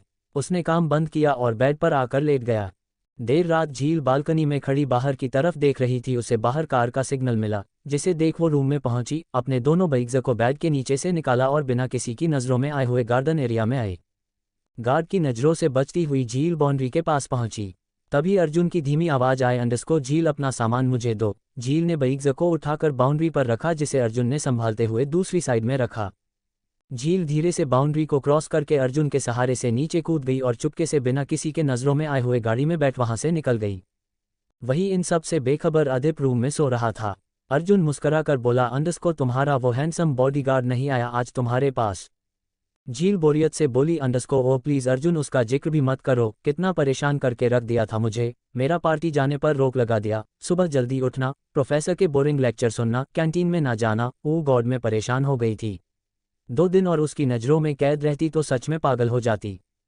अर्जुन हंसकर बोला, वैसे मैं तुमसे 3 साल बड़ा हूं, तुम मुझे भाई क्यों नहीं कहती, एक दोस्त की तरह ट्रीट करती हो, लोगों को भी गलतफहमी हो जाती है। झील ने गहरी सांस ली और मुड़कर अर्जुन को देखकर कहा, क्योंकि मुझे रिश्ते बनाना नहीं पसंद, अब तुम ड्राइविंग पर ध्यान दो, वरना घर पहुंचने के बजाय हम शमशान में ना चले जाए। अर्जुन ने उसके सिर पर हाथ रखा और बोला, कितनी क्यूट हो तुम। गाड़ी एक घर के आकर रुकी। दोनों बाहर आए। वीरेन झील के गले लगाए बोले, बेटा कितने सालों बाद तुम्हें देखने का मौका मिला है, वरना भाई साहब ने तो तुम्हारी शक्ल देखने के लिए भी हमें तरसा दिया था। झील को उनके सीने से लगे हुए उनके कपड़ों से शराब की गंध आ रही थी। वो मुंह बनाकर उनसे दूर हुई, जिससे उसके बाल भी बिगड़ गए। वो अपने बिगड़े बालों को संवारते हुए बोली, अब देख लिया ना, बहुत होगा आपके लिए वीरेन अंकल, अब मैं सुबह मिलती हूँ आपसे, ये बाइक मेरे रूम में पहुंचा दीजिए। वीरेन को अंदाजा हो गया जरूर झील कहीं जा रही है। उन्होंने सर्वेंट को इशारा किया और सारा सामान घर के अंदर रखवा दिया। वही झील और अर्जुन एक बार फिर गाड़ी में बैठ वहां से तेज रफ्तार की स्पीड से निकल गए। कुछ देर के बाद अर्जुन ने गाड़ी एक क्लब के आगे रोकी। झील गाड़ी से बाहर निकालकर उसे क्लब को देखने लगी। उसे ये नॉर्मल क्लब से कुछ अलग सा लग रहा था। अर्जुन उसका हाथ पकड़ बोला, यहाँ पर खड़े होकर क्या सोच रही हो, चलो अंदर। झील आंखों में चमक लिए हुए क्लब की तरह पॉइंट आउट करते हुए बोली, ये कौन सी जगह लेकर आए हो तुम मुझे। अर्जुन बोला, यह मेरे फ्रेंड कुछ दिन पहले लेकर आए थे, आओ चलो, असली जन्नत यही है। अर्जुन झील का हाथ पकड़े हुए उसे अंदर ले जाने लगा। झील अपनी टिमटिमाती आंखों से आसपास देखते हुए आगे बढ़ रही थी। वहां कुछ अलग ही नज़ारा उसे देखने को मिल रहा था। आसपास सिंगल से ज़्यादा लोग पेयर में एक दूसरे के साथ इन्वॉल्व थे, जिसे झील के लिए देखना मुश्किल हो रहा था। वो नजरें झुकाए अर्जुन के साथ आगे बढ़ रही थी। अर्जुन एक ग्रुप के बीच आया और सभी की ध्यान खुद की तरफ करते हुए बोला, हेलो गाइस, इससे मिलो, यह है मेरी कजिन झील, इसे पार्टी करनी थी तो सोचा इसे यहाँ लेकर आता हूँ, इसे भी तो पता चले कि असली पार्टी होती क्या है, क्यों दोस्तों। ग्रुप में सभी लड़के थे जिनका ड्रेसिंग स्टाइल बहुत अजीब नजर आ रहा था। लंबे लंबे बाल, कानों में बालियां, गले में सोने की बड़ी बड़ी चैन, हाथों में बहुत सारी रिंग और भी न जाने क्या किया, जिसे देखकर झील को बहुत ही ज्यादा गंदा लग रहा था। पर वहां चल रहे शोर को सुनकर और आपस में थिरक रहे लोगों को देखकर झील एक्साइटेड हो रही थी डांस करने के लिए। तभी सबके हाथों में एक शराब की बोतल थमा दी। झील उस बोतल को देखकर थोड़ी परेशान हो चुकी थी। वो सोच रही थी कि उसे पीना चाहिए कि नहीं। उसने कभी भी ड्रिंक नहीं की थी, वह सिर्फ क्लब में डांस मौज मस्ती करने के लिए जाती थी। झील को ड्रिंक ना करता देख अर्जुन ने बोतल उसके मुंह में लगाते हुए बोला अंडस्को अरे मेरे प्यारी बहन, अगर यहाँ पर आकर तुम्हें इस बोतल को खाली नहीं किया तो तुमने क्या ही किया। बोतल को जल्दी से खत्म करो, उसके बाद तुम्हें और भी मजा आएगा। झील ने उस बोतल को खुद से अलग करने की कोशिश की पर अर्जुन के पकड़ से बोतल को अपने मुंह से नहीं निकाल पाए और आखिरकार झील के गले से होते हुए शराब उसके पेट में पहुंची। झील को सब कुछ धुंधला सा नजर आ रहा था, उसके आसपास की चीज उसे घूमती हुई महसूस हो रही थी। वो अपने पैरों पर सीधे खड़ी नहीं हो पा रही थी। ये देखकर अर्जुन के चेहरे पर एक मक्कारी भरी स्माइल आ गई। उसने खुद में कहा अंडस्को इसके पूरी तरह नशे में जाते ही मैं प्रॉपर्टी के पेपर साइन करवा लूंगा, हमारे वर्षों का सपना आज पूरा हो जाएगा। ये सब सिर्फ तुम्हारे वजह से मुमकिन हो पाया है झील, तुमने हमारा काम आसान कर दिया हमारे पास आकर हमारी हेल्प मांगकर। वही अर्जुन के फ्रेंड ग्रुप के अंदर दो लोगों की गंदी नज़रें झील के ऊपर टिकी हुई थी। उसका लाल चेहरा और उसके लड़खड़ाते पैरों को देखकर दोनों के चेहरे पर एक घिनौनी स्माइल थी। वो दोनों एक दूसरे को इशारा कर रहे थे। उनमें से एक लड़का अर्जुन के पास आया और उसे दूसरी तरफ ले जाते हुए बोला अंडस्को चल तुझे आज मैं किसी से मिलवाता हूँ। अर्जुन ने उसके हाथ को अपने कंधे से दूर किया और कहा अंडस्को आज नहीं फिर कभी, आज मुझे मेरी बहन के पास रहना है, उसे आज मेरी ज़रूरत होगी बोलकर वापस झील की तरफ देखने लगा। तभी उसके दोस्त ने अर्जुन को अपनी तरफ घुमाया, उसके मुड़ते ही झील के पास खड़ा लड़का झील का हाथ पकड़कर उसे वहां से ले जाने लगा। झील ने उसके हाथ को अपने हाथ से अलग करते हुए गुस्से से कहा अंडस्को मुझे कहाँ लेकर जा रहे हैं, छोड़ो मुझे, अर्जुन के पास जाना है, मुझे छोड़ो मेरा हाथ। बोलते हुए उसकी जुबान बार बार लड़खड़ा रही थी पर उस लड़के को कोई फर्क नहीं पड़ रहा था। वो झील को क्लब के पीछे वाले रास्ते पर लेकर आया जहां बेहद खामोशी छाई हुई थी और साथ ही कुछ अलग ही गतिविधियां हो रही थी। वह लड़का झील को वहां से दूर लेकर गया और गाड़ी के पास पहुंचकर गाड़ी का दरवाजा नॉक किया। तभी गाड़ी के अंदर से एक लड़का बाहर निकाला और उस लड़के के साथ में लड़की को देख बोला अंडस्को आज तू किसको लेकर आया है, पुराना है या कुछ नया हाथ लगा। पहले वाला लड़का मुस्कुराते हुए बोला अंडस्को नया है, बहुत काम की चीज़ है, जल्दी गाड़ी का दरवाजा खोल। दूसरे वाले लड़के ने गाड़ी का दरवाजा खोला तो पहले वाला लड़का झील को लेकर गाड़ी के अंदर बैठ गया और बोला अंडस्को चल भाई जल्दी यहाँ से निकाल वरना अर्जुन हम तक ना पहुँच जाए। ड्राइविंग सीट पर बैठा लड़का झील और उस लड़के को देखकर बोला अंडस्को अर्जुन से क्यों भाग रहा है तू, वो भी हम में से एक है। वह लड़का झील को अपनी बाहों में भरते हुए बोला अंडस्को क्योंकि अर्जुन की बहन है, अब बिना टाइम वेस्ट किया गाड़ी स्टार्ट कर और ये से निकल। उस लड़के के चेहरे पर भी झील को देखकर बहुत ही गंदे एक्सप्रेशन आ रहे थे पर पीछे बैठे लड़के की बात सुन वो हैरान होकर बोला अंडस्को उसकी बहन, तुझे और कोई नहीं मिली, पंगे हो जाने हैं भाई। वो लड़का मुस्कुराया और बोला अंडस्को कुछ नहीं होगा, तुझे याद नहीं है क्या, अर्जुन भी हमारे ग्रुप में से अपनी दोस्त के बहन के साथ गया था, वो भी बिना बताए, तब तो हमने कुछ नहीं कहा, अब वो हमें क्यों कुछ कहेगा। अगर उसे इतना ही फिक्र होती अपनी बहन की तो वो उसे यहाँ इस पार्टी में लेकर ही नहीं आता। ड्राइविंग सीट पर बैठे लड़के के चेहरे पर अब कोई डर नहीं था। उसने अगले ही पल गाड़ी को स्टार्ट किया और निकल गया। पीछे सीट पर बैठा लड़का झील को अपनी गोद में बैठाए हुए उसके गालों को सहला रहा था और उसके होंठों को देख उसका मन कर रहा था कि वो उसके होंठों को अपने अंदर ले ले।